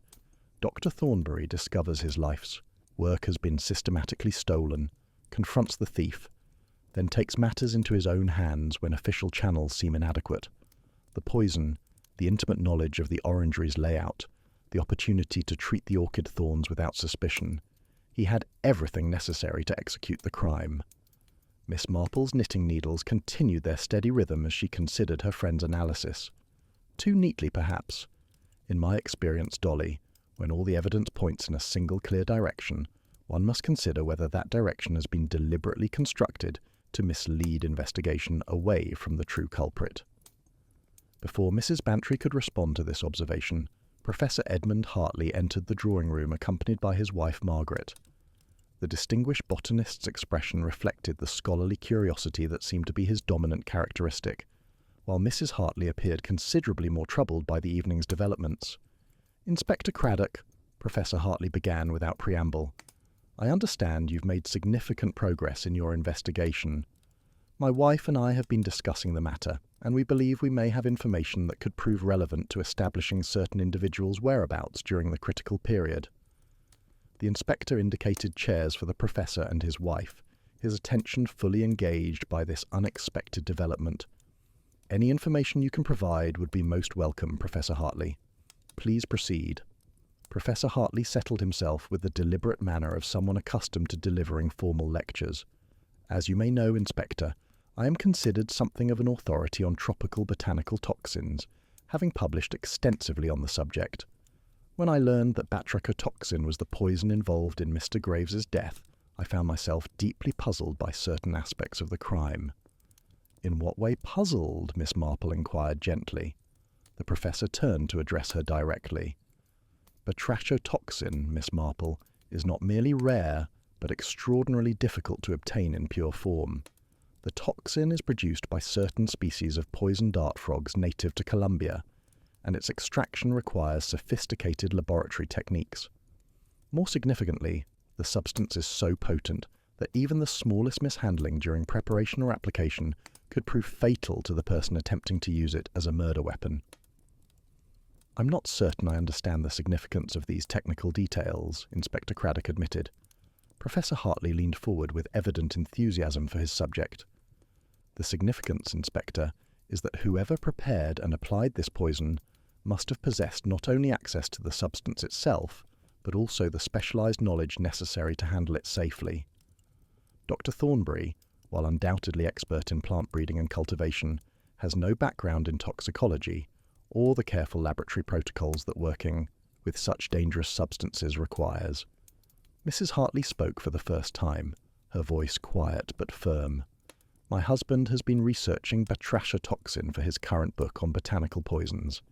He has access to a small sample of the substance, properly licensed and maintained in a secured laboratory at Cambridge. When we learned it was the poison used to kill Mr. Graves, Edmund immediately checked his laboratory records to ensure his sample remained secured and accounted for. And, Inspector Craddock prompted, clearly sensing there was more to this revelation. Professor Hartley's expression had grown troubled. My records show that someone accessed my laboratory 3 weeks ago during a period when I was attending a conference in Edinburgh. The security logs indicate the door was opened using what appeared to be a valid access code, though I cannot determine whose credentials were used. Most significantly, a small quantity of batrachia toxin, perhaps 10 milligrams, is unaccounted for following that unauthorized access. This information cast the investigation in an entirely new light. If Professor Hartley's batrachia toxin had been stolen 3 weeks prior to Mr. Graves's murder, it suggested a degree of advanced planning that complicated the theory of Dr. Thornbury acting in sudden rage upon discovering the theft of his hybrid orchids. "Professor," Miss Marple said carefully, "who among those present at Ashford Manor today would have known about your research into botanical toxins and your access to batrachia toxin?" The professor considered this question with evident concern. "My work is reasonably well known in academic circles. Any serious botanist with access to scientific journals would be aware of my current research focus. As to knowing the specific details of my laboratory arrangement at Cambridge," he paused thoughtfully. "That information would be more restricted, known primarily to my colleagues and students. However, I did give a public lecture on the subject at the Royal Horticultural Society approximately 6 months ago, during which I may have mentioned the practical aspects of my research methodology." "Did Mr. Wickham attend that lecture?" Inspector Craddock inquired, his investigative instincts leading him to the wealthy collector as a potential suspect. Professor Hartley nodded slowly. "Yes, I recall seeing him in the audience. He approached me afterward to discuss certain technical points about the extraction and stabilization of plant-based toxins. At the time, I assumed his interest was purely academic, but now I wonder whether he was gathering information for more sinister purposes." Miss Marple found herself considering this new information in light of everything else they had learned. Mr. Wickham had been present when the poison's properties were discussed publicly. He had been involved in the theft of Dr. Thornbury's orchids. He had met privately with Mr. Graves on the afternoon of the murder, and now it appeared he might have had the knowledge necessary to steal and handle the batrachia toxin that had killed the head gardener. Yet something about this accumulation of evidence against Mr. Wickham troubled Miss Marple in much the same way that the case against Dr. Thornbury had seemed too convenient. In her experience, truly guilty parties rarely left such an obvious trail of incriminating circumstances. More often, the truth lay concealed beneath layers of misdirection and deliberate deception. Inspector Craddock had been making detailed notes throughout Professor Hartley's explanation, and now he looked up with an expression that suggested he was wrestling with the complexities of multiple potential suspects. "Professor, I'm going to need you to provide written documentation of this theft from your laboratory, including the security logs and any other records that might help establish exactly when and how the toxin was taken. Additionally, I'll need a complete list of everyone who had legitimate access to your laboratory during the relevant period." "Of course, Inspector," Professor Hartley agreed readily.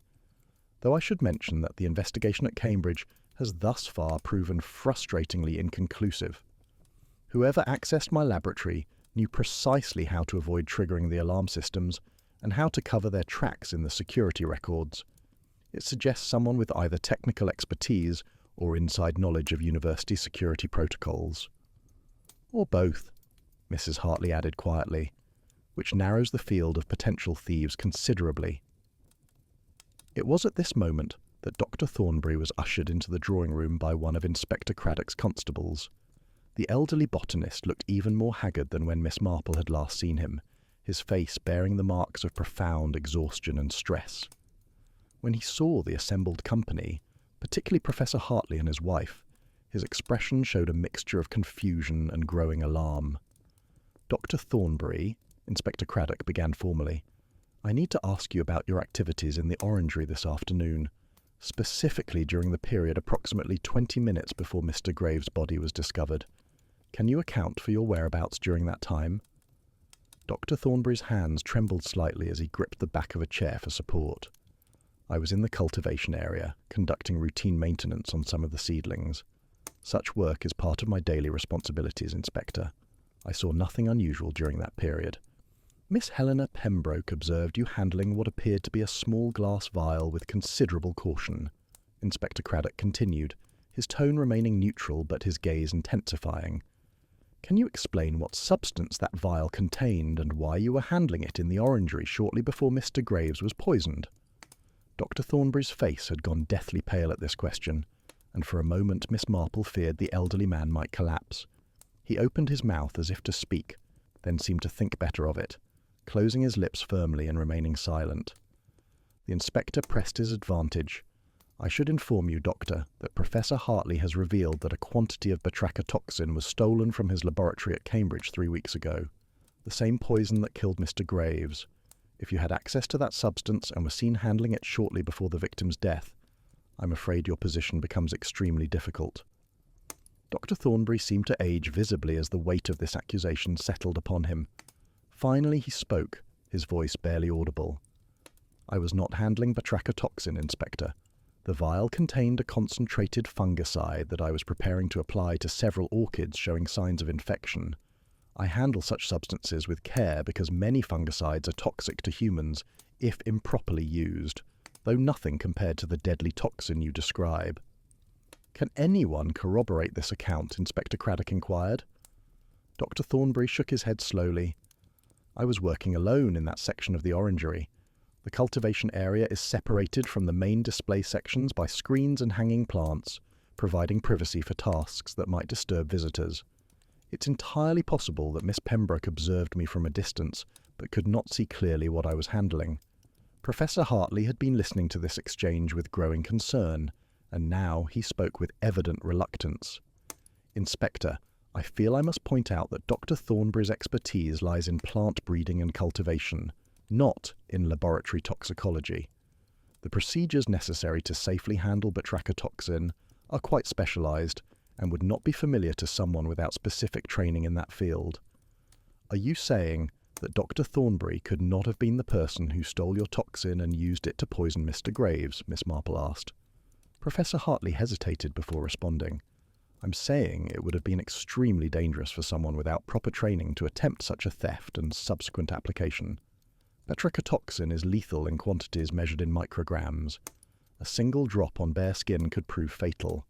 Unless Dr. Thornbury had received training I'm unaware of, attempting to handle the substance would have been extraordinarily risky." Miss Marple considered this testimony carefully. If Professor Hartley's assessment was accurate, it significantly undermined the case against Dr. Thornbury. Despite the apparently damning evidence of Helena Pembroke's observation, the elderly botanist simply lacked the specialized knowledge necessary to safely execute the crime in the manner it had been committed. Yet this raised not an equally troubling question.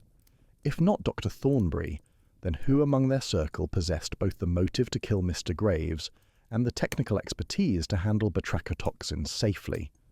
The answer to that question would require Miss Marple to consider the case from an entirely new perspective, one that took into account not merely obvious motives of revenge, but also more subtle calculations of profit, reputation, and self-preservation.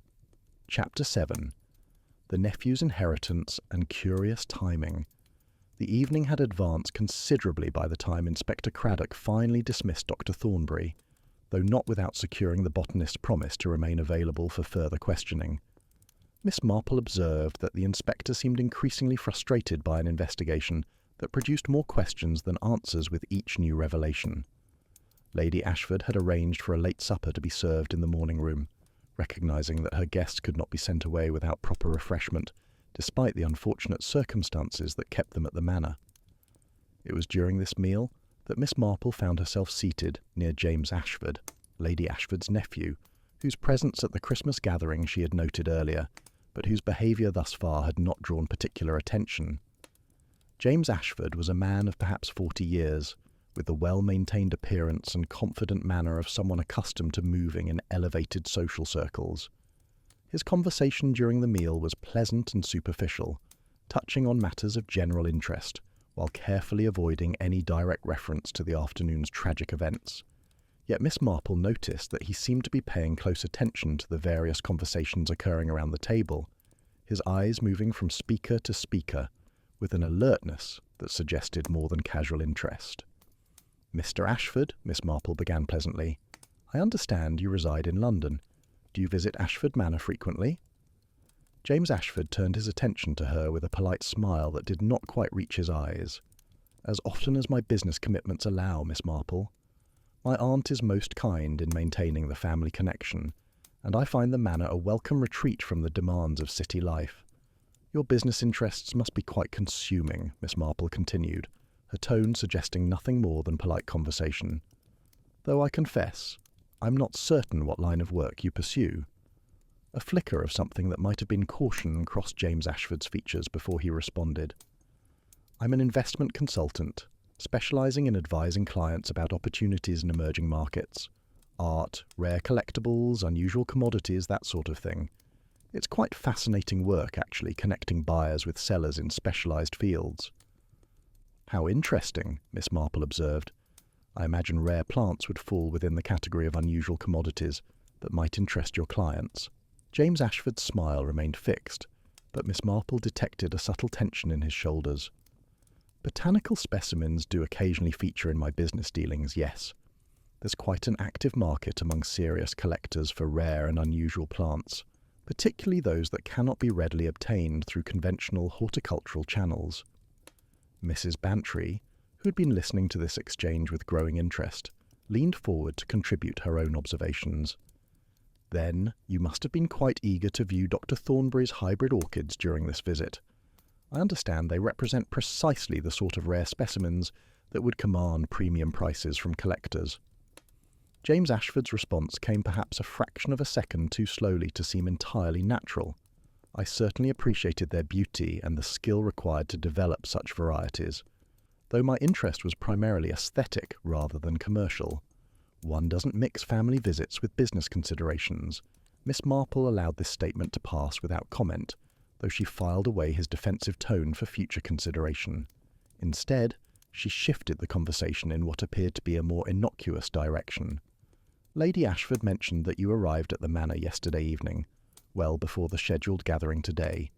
How fortunate that you were able to enjoy the Orangery's displays before this afternoon's unfortunate events." James Ashford's hand, which had been reaching for his wine-glass, paused momentarily before completing the gesture. "Yes, I made a point of touring the Orangery yesterday evening after dinner. Dr. Thornbury was kind enough to provide commentary on the various specimens. The old gentleman is quite passionate about his work, as you've no doubt observed." "And did you happen to notice Mr. Graves during your tour?" Miss Marple inquired gently. "I understand he often worked late hours in the Orangery, attending to the various requirements of tropical plants." A guarded expression had settled over James Ashford's features. "I may have seen him briefly. The Orangery is quite large, and I was primarily focused on Dr. Thornbury's explanations of the hybrid breeding program." "Why do you ask?" Miss Marple offered her most innocent smile, merely curiosity about the deceased's activities during his final day. "In cases of suspicious death, I've found that establishing a complete timeline of the victim's movements often proves illuminating." James Ashford's jaw tightened almost imperceptibly. I hardly think I'm in a position to contribute to such a timeline, Miss Marple. My interactions with Mr. Graves were minimal at best. He struck me as a somewhat taciturn individual, not given to casual conversation. Yet Mr. Graves kept detailed records of his criminal activities. Inspector Craddock's voice interjected from the doorway, causing several guests to start with surprise at his unexpected appearance. Records that include references to dealings with someone identified only by the initials J.A. I wonder, Mr. Ashford, whether you might be willing to explain what business you conducted with the deceased. The colour had drained from James Ashford's face, leaving him noticeably pale in the candlelight. He set down his wine-glass with excessive care, as though requiring time to compose his response. I have no idea what you're referring to, Inspector. I conducted no business with Mr. Graves. Inspector Craddock moved further into the room, his expression suggesting he was not satisfied with this denial. We found Mr. Graves's ledger in his cottage, documenting 3 years of illegal plant sales. Multiple entries reference payments from J.A. in connection with the procurement and delivery of Dr. Thornbury's hybrid orchids. The sums involved are quite substantial, Mr. Ashford. Unless you can provide an alternative explanation for these initials, I must conclude that you were actively participating in Mr. Graves's criminal enterprise. Lady Ashford had risen from her seat, her face reflecting shock and dismay. James, surely this cannot be true. You've always claimed your business dealings were entirely legitimate.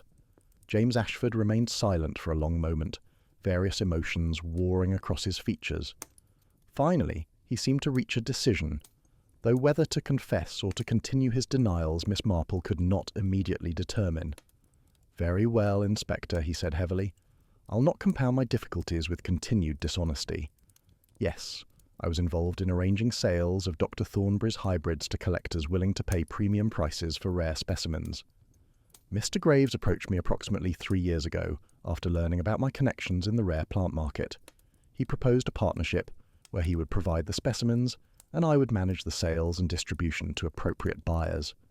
But these were stolen plants, Lady Ashford protested, her voice trembling with a combination of anger and distress. Plants that belonged to this estate and represented Dr. Thornbury's life work. How could you participate in such theft, James? Her nephew had the grace to look ashamed, though whether his remorse was genuine or merely expedient, Miss Marple could not yet determine. I told myself I was simply facilitating transactions between willing buyers and sellers. Mr. Graves assured me he had permission to sell surplus specimens, that the estate was happy to generate income from the breeding program. I suppose I chose to believe him because it was profitable to do so, rather than asking the difficult questions that might have revealed the truth. Inspector Craddock had been taking detailed notes throughout this confession, and the initials J.A. that appear throughout Mr. Graves's ledger, those represent payments you made to him for the stolen plants. James Ashford nodded miserably. I took a 30% commission on each sale, with the remainder going to Mr. Graves. Over 3 years, I estimate the total value of plants we sold approached £20,000. Lady Ashford sank back into her chair, her face reflecting the profound betrayal she felt at this revelation. To think that my own nephew was profiting from theft committed against our family estate. James, I cannot express how disappointed and disgusted I am by your actions. Before James Ashford could respond to his aunt's condemnation, Miss Marple posed a question that had been forming in her mind as the confession unfolded. "Mr. Ashford, when did you last communicate with Mr. Graves about your illegal partnership?" James Ashford turned toward her, seeming grateful for the opportunity to address someone other than his furious aunt. "We spoke yesterday evening, after my tour of the Orangery with Dr. Thornbury. Mr. Graves was quite agitated, insisting that we needed to cease operations immediately. He claimed Dr. Thornbury had become suspicious and was conducting a thorough inventory of the collection.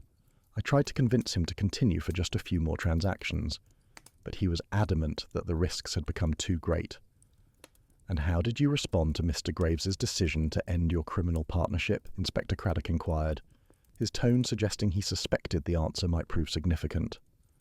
James Ashford's eyes widened as he grasped the implication of the question. "If you're suggesting I killed Mr. Graves to prevent him from exposing our arrangement, you're quite mistaken, Inspector. Yes, I was concerned about potential exposure, but murder is hardly a rational response to such concerns. The scandal would be far worse if I were connected to Mr. Graves' death than if our plant sales were simply revealed and prosecuted. Yet, you stand to inherit Ashford Manor upon Lady Ashford's death, do you not? Miss Marple observed quietly. I imagine a criminal conviction related to theft from the estate might jeopardize that inheritance rather substantially. The room had fallen silent as the various guests absorbed this pointed observation. Lady Ashford looked at her nephew with renewed horror, apparently only now considering the full implications of his criminal activities and their potential connection to murder. James Ashford had gone very pale indeed. My inheritance has nothing to do with this matter, he protested. Yes, the manor will eventually pass to me as the last male heir of the Ashford line, but I would never harm anyone to protect that future interest. The very suggestion is monstrous. Inspector Craddock made additional notes before fixing James Ashford with a penetrating stare. Nevertheless, Mr. Ashford, you've admitted to 3 years of criminal conspiracy with the victim. You were present at the manor during the period when the murder weapon was prepared, and you possessed both financial motive and personal motive to silence Mr. Graves before he could expose your illegal activities. I'm afraid you'll need to provide a very convincing account of your whereabouts during the critical period this afternoon. James Ashford's hands were trembling as he attempted to reconstruct his movements. I was in my room from approximately 2 o'clock until the gathering was scheduled to begin at 4. I was reviewing some business correspondence and preparing for the evening's festivities. No one can verify this, as I was alone during that period. How very convenient, Inspector Craddock observed dryly. An alibi that cannot be confirmed or refuted. Miss Marple had been considering the various revelations and their implications, and now she posed a question that seemed to trouble her. Mr. Ashford, you mentioned that your role in the criminal partnership was to arrange sales to appropriate buyers. Can you provide Inspector Craddock with names of the collectors who purchased stolen specimens? James Ashford hesitated before responding, clearly recognizing that cooperating fully might be his only path to demonstrating goodwill to the authorities. I can provide a complete list, though I should mention that most of my clients are quite reputable individuals who believed they were purchasing legitimately sourced specimens. They had no knowledge of the theft involved in obtaining the plants. Among those reputable clients, Miss Marple pressed gently. Would Mr. Charles Wickham be included? The question hung in the air for a moment before James Ashford responded with obvious reluctance. Yes, Mr. Wickham has purchased several specimens through my services over the past 2 years. In fact, he was my largest single client, accounting for perhaps 40% of total sales. This revelation added yet another layer of complexity to an already intricate case. Mr. Wickham, who had presented himself as a legitimate collector, had in fact been a major participant in the market for stolen plants. His presence at the manor on the afternoon of Mr. Graves's death took on new significance in light of this information. Inspector Craddock was already issuing instructions to his constables. Find Mr. Wickham immediately and inform him that I require his presence in the morning room without delay. It appears we have additional matters to discuss with that gentleman. As they waited for Mr. Wickham's arrival, Miss Marple found herself reflecting on the tangle of criminal relationships and financial motives that had been revealed. What had initially appeared to be a straightforward case of revenge for stolen plants had evolved into something far more complex, involving multiple individuals with various degrees of guilt and numerous potential motives for silencing the man whose criminal activities threatened to expose them all. Chapter 8. The glass house reveals its shadows. Mr. Charles Wickham entered the morning room with the bearing of someone who had been expecting the summons and had prepared accordingly for the confrontation it represented. His expression revealed neither surprise nor particular concern, merely the watchful attention of a man accustomed to difficult negotiations and uncomfortable questions. Inspector Craddock wasted no time on preliminaries. Mr. Wickham, James Ashford has revealed that you were his primary client in purchasing plants stolen from Ashford Manor's collection. I find it remarkable that you failed to mention this rather significant connection when we spoke earlier. The collector settled himself into a chair with deliberate composure. I saw no need to volunteer information about my private collecting activities, Inspector. You asked whether I had business dealings with Mr. Graves. I answered truthfully that my direct interactions with the deceased were limited to casual consultations about plant care. Mr. Ashford served as intermediary for all purchasing transactions. Miss Marple observed how Mr. Wickham's hands remained perfectly steady as he spoke, showing none of the nervous tension that had characterized James Ashford's confession. This was a man either genuinely innocent of murder or possessed of remarkable self-control under interrogation. "Did you know that the plants you were purchasing were stolen from Dr. Thornbury's breeding program?" Inspector Craddock demanded. Mr. Wickham met the inspector's gaze without flinching. "I suspected the source might be irregular, yes. The prices James Ashford quoted were substantially below market value for genuinely rare hybrids, which suggested some element of questionable provenance. However, I convinced myself that ignorance of specific details absolved me of responsibility for any theft that might have occurred." "That's a remarkably convenient rationalization," Mrs. Bantry interjected with evident disapproval. "Perhaps so, Mrs. Bantry," Mr. Wickham agreed calmly, "though I would note that many collectors operate under similar willful blindness when opportunity presents itself to acquire specimens they desperately want for their collections. Botanical passion can overcome ethical considerations with disturbing ease." Miss Marple leaned forward slightly, her attention fully engaged. "Mr. Wickham, when did you learn that Mr. Graves was attempting to terminate his criminal activities?" The collector's carefully maintained composure flickered for just a moment. "I beg your pardon?" According to Mr. Ashford, Mr. Graves had decided to cease the theft and sale of Dr. Thornbury's orchids because the botanist had become suspicious.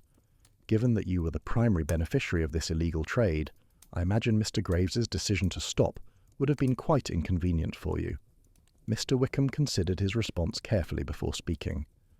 "Mr. Ashford informed me yesterday that there might be complications affecting future deliveries. He was not specific about the nature of these complications, but I inferred that the source of supply might be compromised." "And how did you respond to this news?" Inspector Craddock pressed.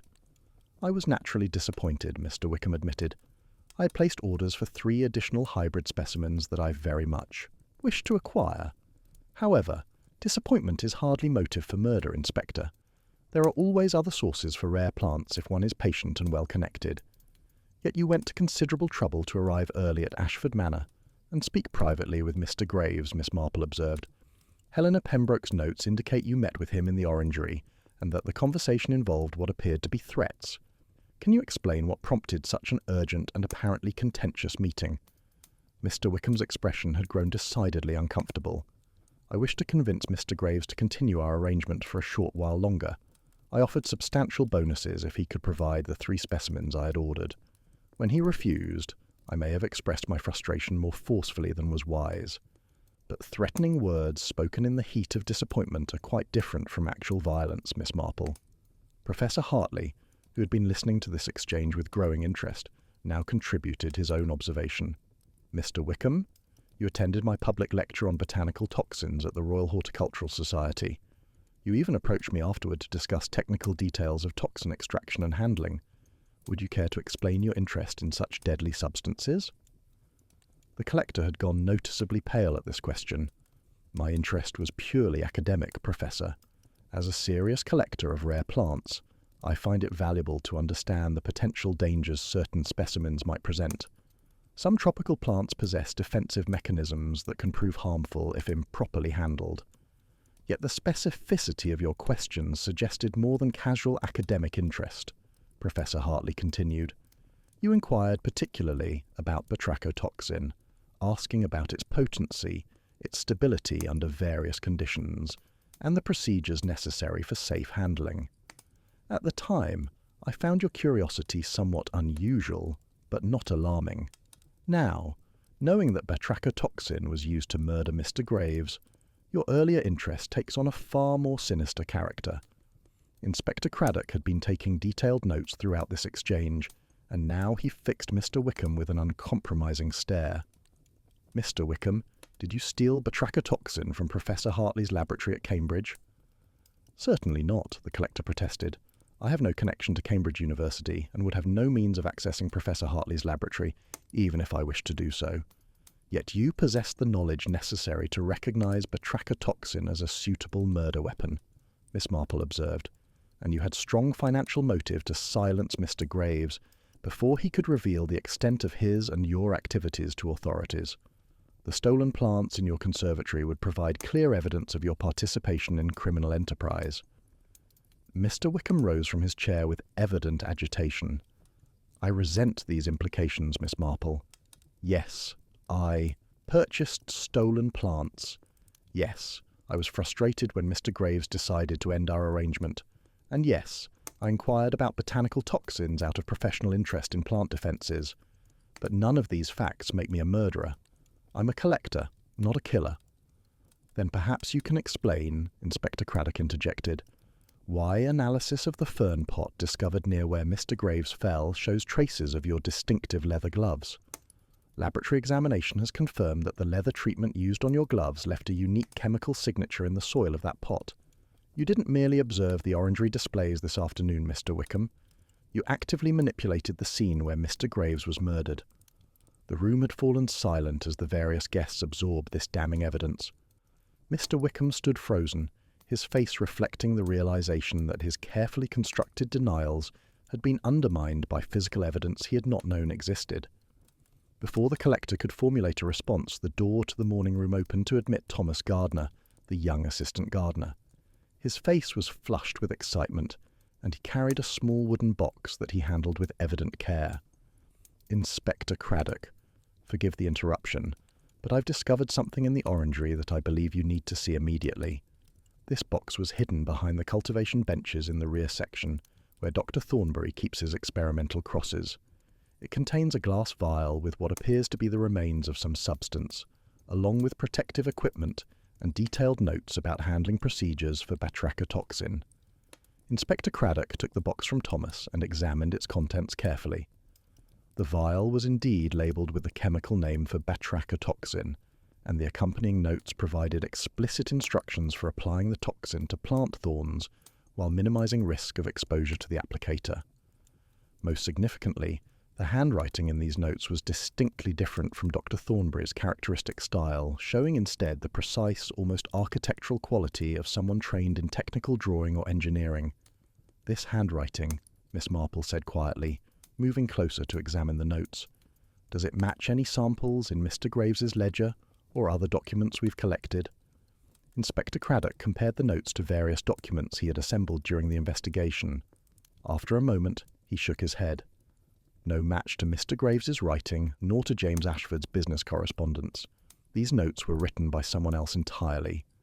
Miss Marple turned to address Professor Hartley directly. Professor, you mentioned that whoever stole toxin from your laboratory would need technical expertise or inside knowledge of security protocols.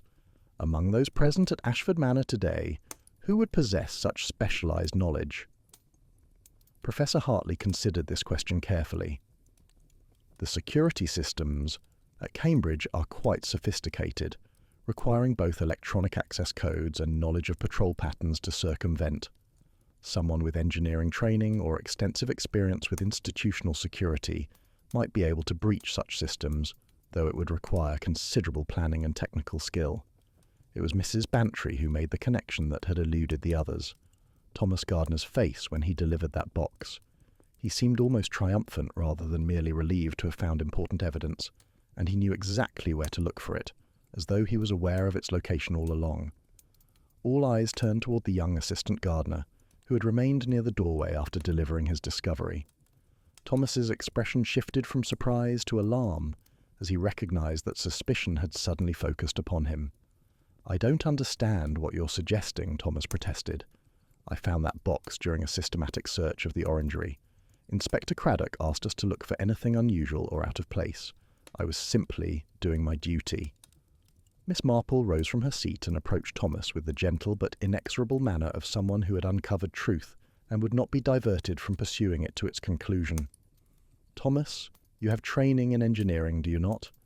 I recall Lady Ashford mentioning that you studied at Technical College before coming to work at Ashford Manor as assistant gardener." Thomas's face had gone pale. "I have a certificate in mechanical engineering, yes, but that has nothing to do with Mr. Graves's death." "On the contrary," Miss Marple continued quietly, "it has everything to do with it. engineering training would provide exactly the technical knowledge necessary to breach Professor Hartley's laboratory security. And as Dr. Thornbury's assistant, you would have intimate knowledge of which orchids were genuine hybrids and which were the common substitutes that Mr. Graves had introduced to replace stolen specimens. You were perfectly positioned to recognize the full extent of Mr. Graves's crimes and to understand how those crimes were undermining Dr. Thornbury's life work. Inspector Craddock was already moving toward Thomas, his expression reflecting the realization that they had been pursuing the wrong suspects while the true murderer had remained hidden in plain sight. "Thomas Gardner, I'm arresting you on suspicion of the murder of Mr. Graves. You're not obliged to say anything, but anything you do say may be taken down and used in evidence." As the constables moved to restrain him, Thomas's carefully maintained composure finally cracked. His face contorted with emotion as words poured forth in a desperate torrent of explanation and justification. "You don't understand. Mr. Graves wasn't just stealing plants. He was destroying everything Dr. Thornbury had worked for his entire life. Every hybrid that was sold and replaced represented decades of careful breeding, lost forever. Dr. Thornbury is like a father to me. He took me on when no one else would employ a technical college graduate with no family connections. I couldn't stand by and watch his life's work be systematically dismantled for Graves's profit." "So, you travelled to Cambridge," Miss Marple said, with a mixture of sadness and understanding. "You used your engineering knowledge to breach Professor Hartley's laboratory security and steal the toxin. You spent weeks planning how to use it without risk to yourself. And then you carefully prepared the trap that would kill Mr. Graves in a manner that would appear to be tragic accident or, failing that, would cast suspicion on others with more obvious motives." Thomas nodded miserably, tears beginning to stream down his face. "I didn't want to hurt anyone. I just wanted to stop Mr. Graves before he could steal any more of Dr. Thornbury's work. The old man has given his life to botanical science. He deserved better than to have his achievements plundered by a criminal gardener and his network of unethical collectors."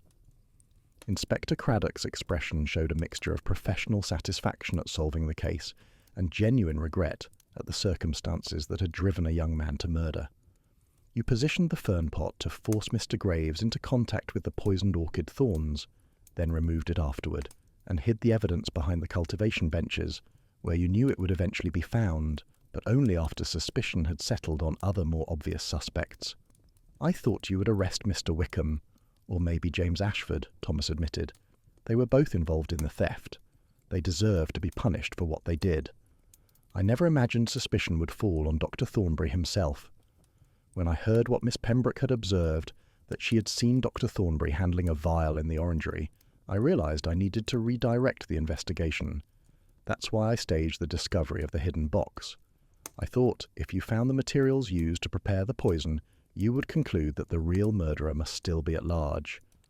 But in doing so," Miss Marple observed quietly, "you revealed your own guilt through knowledge you should not have possessed. You knew exactly where to find that hidden box because you were the one who concealed it there. And your engineering training, which should have remained an unremarkable biographical detail, became the key that unlocked the mystery of how toxin was stolen from a supposedly secure laboratory." As the constables led Thomas Gardner away, Miss Marple reflected on the tragedy of a young man driven to murder by loyalty and righteous indignation at injustice. Thomas had genuinely believed he was protecting someone he admired, avenging crimes that the law seemed powerless to address. Yet, in executing his revenge, he had become what he despised, a criminal who had taken a life to serve his own conception of justice. Chapter 9. The Inheritance of Hybrid Orchids and Bitter Truths.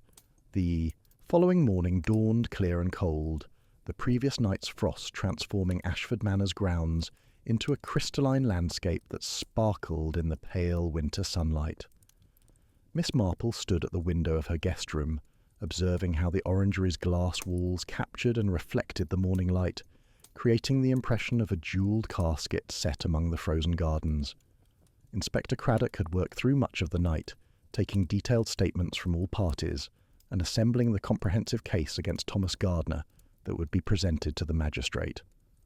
The young man had provided a full confession once his initial denials proved futile, describing in meticulous detail how he had planned and executed Mr. Graves's murder. Mrs. Bantry joined Miss Marple at the window, her expression reflecting the melancholy that had settled over the manor following the previous evening's dramatic revelations. "Such a waste," she observed quietly. A young man with his entire life before him, driven to murder by misguided loyalty. One cannot help but feel sympathy even while recognizing the necessity of justice.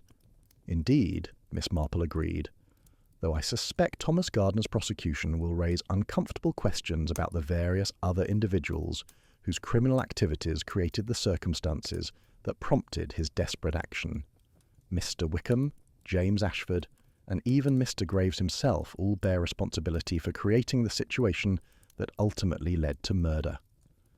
They descended to the morning room where Lady Ashford had arranged breakfast for those guests who remained at the manor. The atmosphere was subdued, with conversation limited to essential courtesies and practical arrangements for departure. Dr. Thornbury sat somewhat apart from the others, his breakfast untouched before him, as he stared at nothing in particular with an expression of profound sadness. Miss Marple approached the elderly botanist with her characteristic gentleness. "Dr. Thornbury, I wonder whether you might spare a few moments for conversation. I believe there are matters that would benefit from discussion." Dr. Thornbury looked up with eyes that showed he had not slept. "Of course, Miss Marple, though I confess I'm not certain what remains to be said. My assistant has murdered a man, ostensibly in defence of my work. The knowledge that my botanical research inspired such violence is almost unbearable." Miss Marple settled herself in the chair beside him. "I understand your distress, Doctor. Yet I believe you should know that Thomas Gardner acted not from mere loyalty to your scientific achievements, but from genuine affection for you as a person. He spoke of you as a father figure, someone who had provided opportunity and guidance when others would not. His crime, while inexcusable, was motivated by love as much as by outrage at injustice." Dr. Thornbury's hands trembled as he attempted to lift his teacup. "That only makes it worse, Miss Marple. If Thomas cared for me as he claimed, he should have trusted me to address the situation through proper channels. Instead, he took matters into his own hands and destroyed his life to protect work that I would gladly have sacrificed to prevent such tragedy." Miss Marple considered her words carefully before responding. "I wonder, Doctor, whether Thomas believed that proper channels would prove adequate to address Mr. Graves's crimes. After all, you had confronted Mr. Graves 3 days before his death, and what resulted from that confrontation? The thief laughed at your accusations and continued planning his profitable retirement, apparently without concern for consequences." Dr. Thornbury nodded slowly. "You're right, of course. I confronted Mr. Graves, he mocked my concerns, and I walked away feeling helpless and defeated. I mentioned the matter to Thomas the following day, expressing my frustration that decades of work could be stolen with such impunity. I suppose my weakness in that moment showed Thomas that I was incapable of protecting my own interests. Perhaps he felt someone needed to act where I would not." Inspector Craddock entered the morning room at this point, his expression suggesting he brought news of significance. "Dr. Thornbury, I thought you should know that we've recovered 12 of your stolen hybrid orchids from Mr. Wickham's conservatory. He's agreed to return them to Ashford Manor as part of his cooperation with the investigation. Additionally, James Ashford has provided documentation that will allow us to locate and recover most of the other specimens that were sold through his criminal network." Dr. Thornbury's face showed the first glimmer of hope since the tragedy had unfolded. 12 specimens recovered?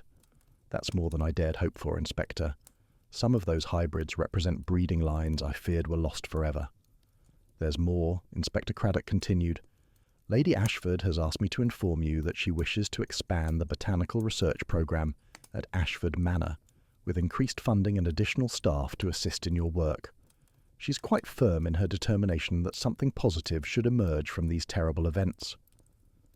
Lady Ashford herself appeared in the doorway at that moment, her bearing reflecting the strength of character that had enabled her family to maintain Ashford Manor through generations of challenge and change. "Dr. Thornbury," she said formally, "I owe you an apology. I've been so focused on maintaining the estate's general operations that I failed to provide adequate oversight of the Orangery and protection for your research." Mr. Graves's theft occurred under my roof, facilitated by my own nephew's criminal activities.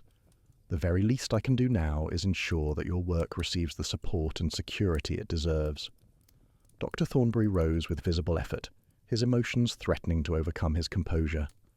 "My lady, you're not responsible for the actions of Mr. Graves or James Ashford. If anything, I should apologise for bringing this scandal upon your house." Lady Ashford waved away his protestations with a gesture of firm dismissal. "Nonsense, Doctor. Your work has brought distinction to Ashford Manor for 5 decades. The hybridization program you've developed has made our Orangery famous throughout the botanical community. I should have recognized the value of what you were creating and taken steps to protect it properly. That failure is mine alone, and I intend to rectify it." Miss Marple observed this exchange with quiet satisfaction. Here, at least, something positive was emerging from the tragedy. Dr. Thornbury's life work would continue with proper support, and the stolen specimens would be recovered and restored to their rightful place in the collection where they belonged. Professor Hartley approached the group with evident purpose. "Dr. Thornbury, I wonder whether you would permit me to visit Cambridge University next month. I would very much like to discuss the possibility of documenting your hybridization techniques for publication in the botanical journals. Your methods and results deserve proper recognition in the scientific literature." Dr. Thornbury seemed overwhelmed by this proposal. "Professor, I'm hardly worthy of such attention. I'm just an old gardener who happened to develop a few interesting plant varieties." "You're far more than that," Professor Hartley countered firmly.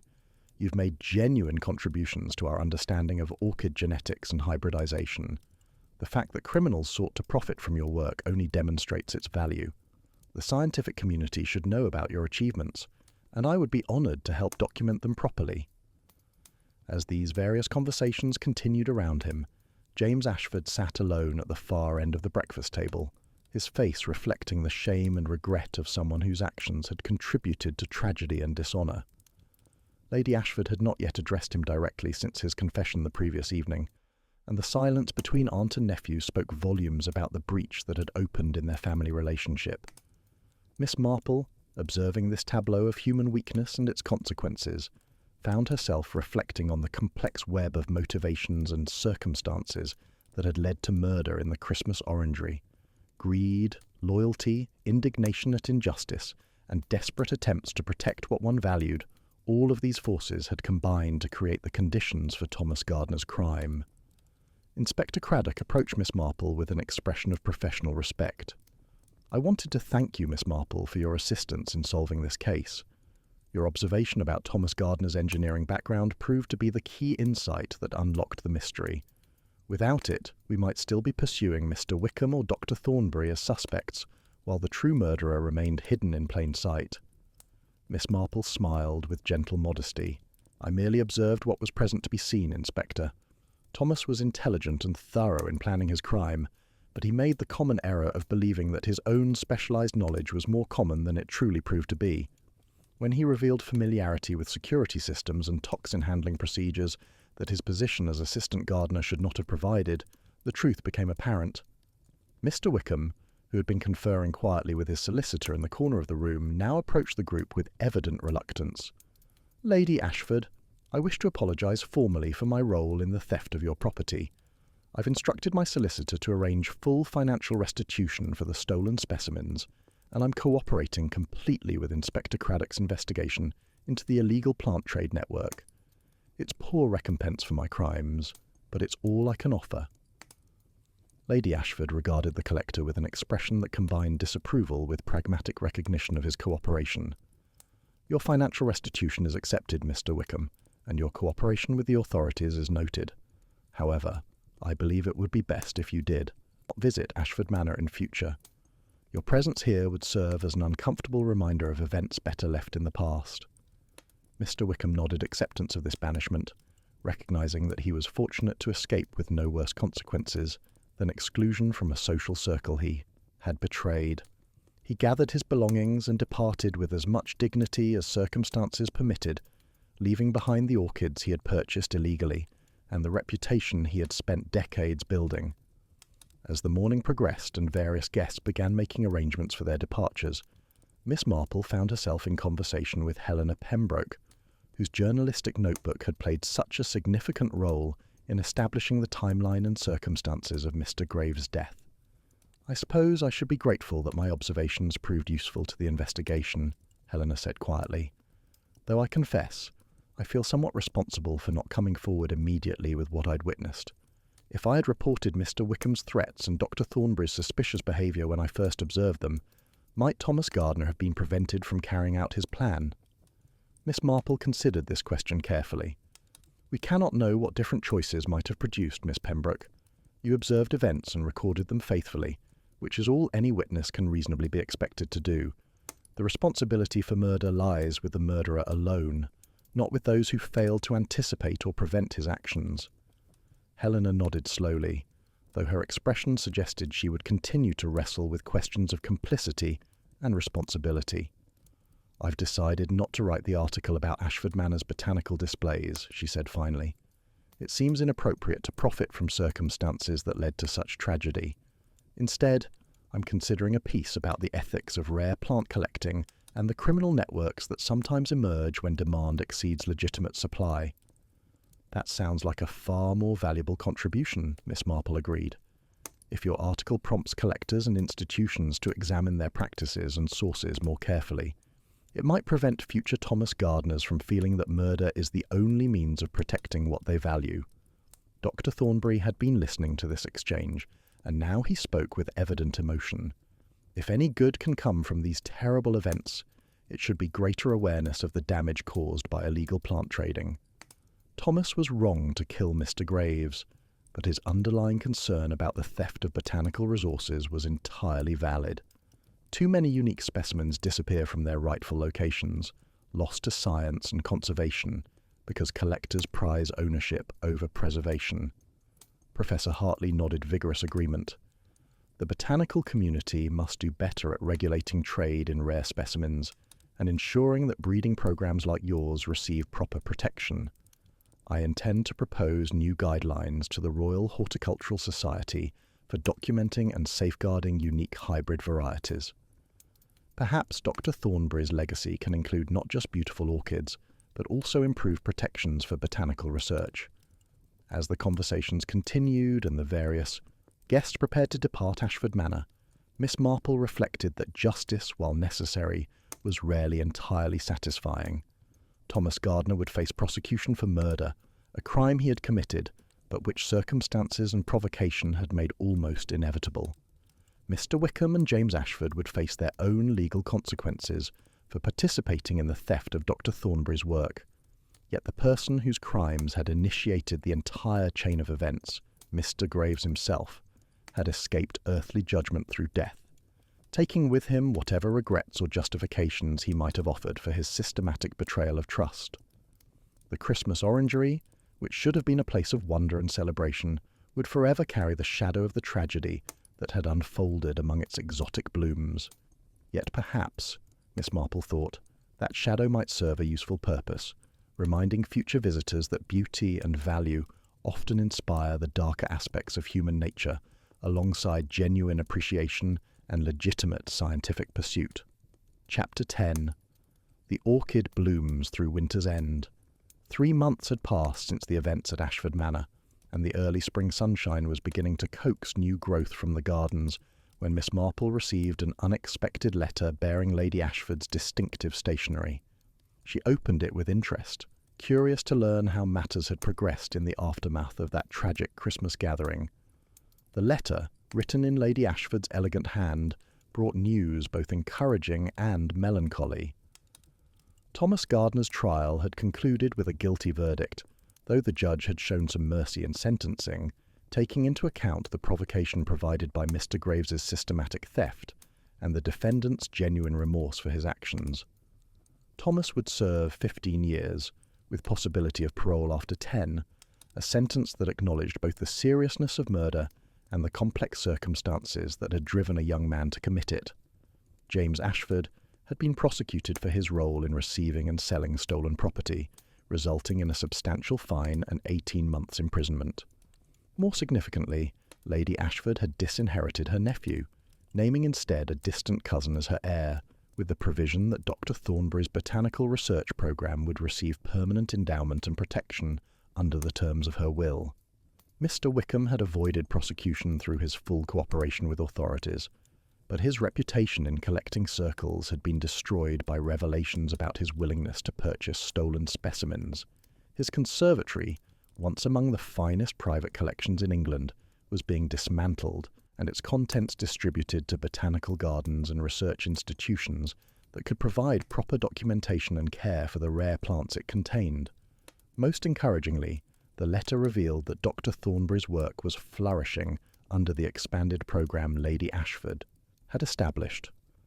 2 additional assistants had been hired, proper security measures installed in the Orangery, and comprehensive documentation procedures implemented to protect the unique hybrid varieties that represented decades of careful breeding.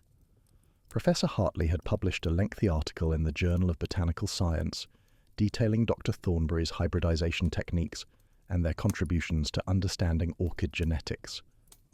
Lady Ashford concluded her letter with an invitation for Miss Marple to visit Ashford Manor for the spring flower show, when many of Dr. Thornbury's hybrid orchids would be in full bloom. The elderly botanist particularly wished to show Miss Marple a new hybrid he had developed, which he intended to name Dendrobia marpleae in honour of her role in solving the case and ensuring that justice, however imperfect, had been served. Mrs. Bantry, reading the letter over Miss Marple's shoulder, as was her customary habit, smiled with satisfaction.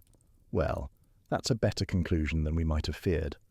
Dr. Thornbury's work preserved, Lady Ashford taking proper responsibility for protecting her estate's treasures, and even poor Thomas Gardner receiving some consideration for the circumstances that drove him to such desperate action.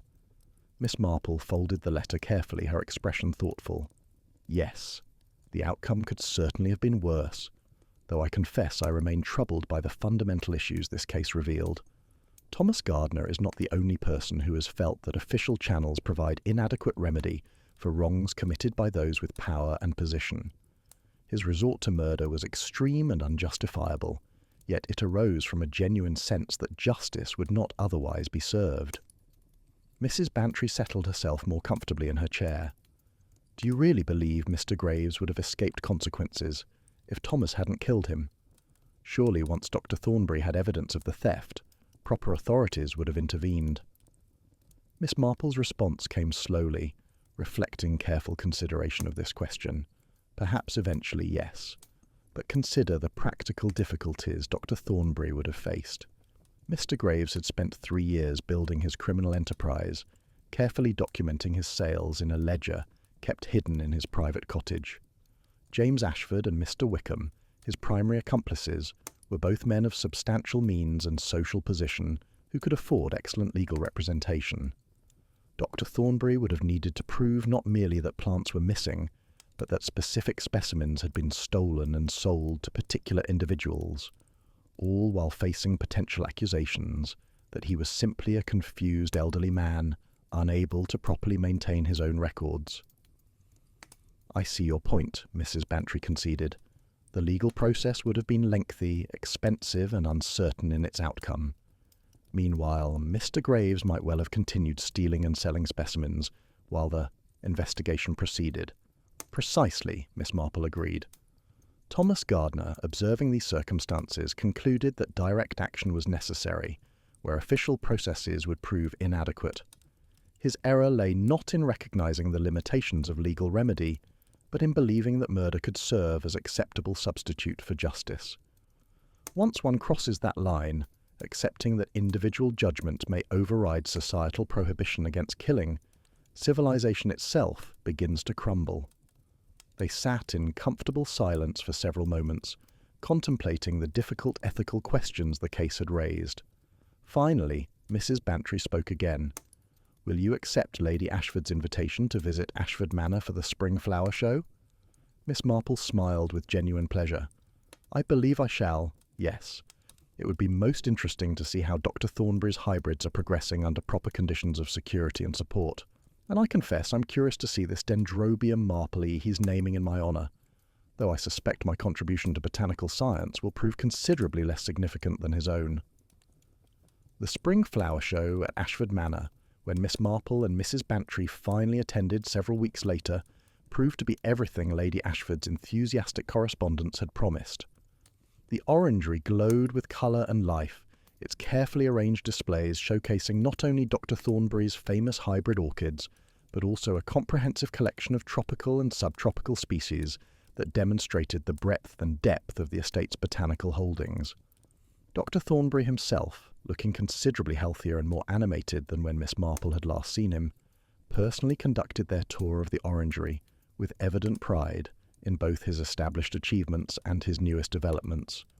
The increased funding and support had enabled him to accelerate his breeding program, and several promising crosses were already showing characteristics that suggested they might prove as successful as his earlier hybrids.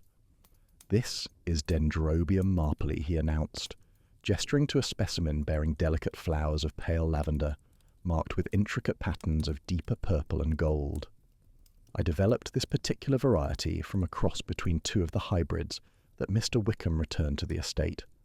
In a sense, it represents triumph over the theft that nearly destroyed my work, creating something new and beautiful from what had been stolen and compromised." Miss Marple examined the orchid with genuine appreciation. "It's lovely, Dr. Thornbury, though I must say I feel somewhat undeserving of such an honour. My role in the investigation was quite modest compared to Inspector Craddock's professional work." Dr. Thornbury shook his head firmly. "You identified the key insight that solved the case, Miss Marple. Without your observation about Thomas's engineering background, the investigation might have focused on wrong suspects indefinitely. More importantly, you understood from the beginning that this was a case about more than simple theft or revenge. You recognized the complex web of human motivations and circumstances that led to tragedy."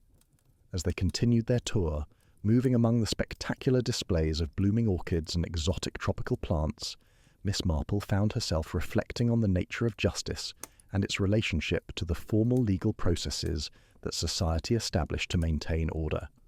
Thomas Gardner had committed murder, and he was serving the sentence that society demanded for such transgression. Yet his crime had exposed criminal activities that might otherwise have continued indefinitely, and his devotion to protecting Dr. Thornbury's work, however misdirected, had ultimately resulted in expanded support and recognition for botanical research that deserved such attention. The complexities of human motivation and the ambiguous nature of justice in a world where official processes often proved inadequate to address genuine wrongs. These were themes Miss Marple had encountered repeatedly in her various investigations into criminal behaviour. Each case revealed anew how ordinary people, when faced with circumstances that tested their ethical foundations, might choose paths that led to tragedy, despite intentions that had initially seemed noble, or at least understandable. Lady Ashford joined them as they completed their tour of the Orangery, her bearing reflecting the quiet satisfaction of someone who had taken decisive action to correct past failures of oversight and protection. "Miss Marple, Dr. Thornbury tells me you've expressed interest in our new security arrangements.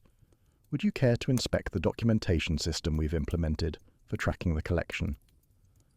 Miss Marple accepted this invitation gladly, recognizing that proper systems of documentation and security represented the most effective means of preventing future thefts, while ensuring that Dr. Thornbury's work would be preserved for future generations. The new procedures were comprehensive and professionally designed, incorporating both physical security measures and detailed record keeping that would make any unauthorized removal of specimens immediately apparent. As afternoon faded toward evening, and the spring sunshine cast long golden rays through the Orangery's glass walls, Miss Marple stood for a final moment among the exotic blooms and carefully tended plants, absorbing the beauty that human cultivation and dedication had created from nature's raw materials. The Christmas Orangery, once the scene of calculated murder and betrayal, had been restored to its proper purpose as a place of wonder and scientific achievement. Yet the memory of Thomas Gardner's desperate action would remain, a permanent reminder that beauty and value, when insufficiently protected and improperly appreciated, could inspire the darkest aspects of human nature as readily as genuine admiration and legitimate pursuit of knowledge.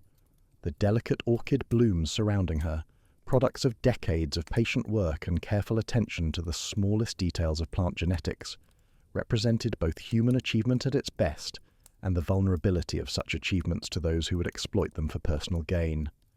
Mrs. Bantry linked her arm through Miss Marple's as they prepared to depart. A successful resolution, wouldn't you say, Jane? Dr. Thornbury's work preserved and expanded, proper security implemented, and justice served, however imperfectly. One could hardly ask for better outcome given the circumstances. Miss Marple nodded slowly, her expression thoughtful. Yes, the practical matters have been resolved satisfactorily, though I find myself wondering about Thomas Gardner, serving his sentence in prison while the orchids he sought to protect bloom on without him. His sacrifice, if one can call it that, achieved its intended purpose of exposing the theft and ensuring proper support for Dr. Thornbury's research. Yet he will spend the best years of his life imprisoned, cut off from the botanical work he loved and the mentor he sought to protect. Such is the cost of taking justice into one's own hands, Mrs. Bantry observed. However understandable his motives, Thomas chose murder when legal remedies, however imperfect, were available. Society cannot permit such choices to go unpunished without descending into chaos, where every individual decides for themselves when killing is justified. Indeed, Miss Marple agreed, the rule of law, for all its imperfections and inadequacies, remains preferable to a world where private vengeance determines outcomes. Thomas Gardner learned that lesson too late, and he will pay for that education with years of his freedom. Perhaps that serves as cautionary tale for others who might be tempted to similar actions when confronted with injustice that official processes seem unable to address adequately. They departed Ashford Manor as the spring evening settled over the estate, carrying with them memories of spectacular floral displays and the bittersweet knowledge that beauty and tragedy could coexist within the same glass walls. The Christmas Orangery orchid murder had been solved, its perpetrator brought to justice, and its various victims, both living and dead, accounted for in the final tally of human cost and botanical preservation. Yet Miss Marple knew, as she had learned from numerous previous investigations into the darker corners of human nature, that such resolutions were never entirely complete or wholly satisfying. Justice had been served, but at a price that included a young man's future, an old man's peace of mind, and the permanent staining of what should have been joyful Christmas celebration, with memories of calculated killing among the exotic blooms. The orchids would continue to bloom season after season, their beauty testifying to the patient work of botanical science and the dedication of those who devoted their lives to coaxing such magnificence from nature's genetic possibilities. And among them, Dendrobium marpeli would stand as a reminder not merely of Miss Marple's role in solving a murder, but of the complex relationship between human ambition, scientific achievement, and the ethical boundaries that must govern how we pursue and protect what we value most. As their motor car wound down the drive away from Ashford Manor, Miss Marple took one final glance back at the Orangery, its glass walls glowing softly in the fading light. Within those walls, life continued its eternal cycle of growth and bloom, indifferent to the human dramas that had unfolded among the carefully arranged specimens. The plants would endure, as they always had, while human conflicts and their consequences faded into history, leaving behind only the beauty that patient cultivation and proper care could create from the raw materials of nature and science. The end.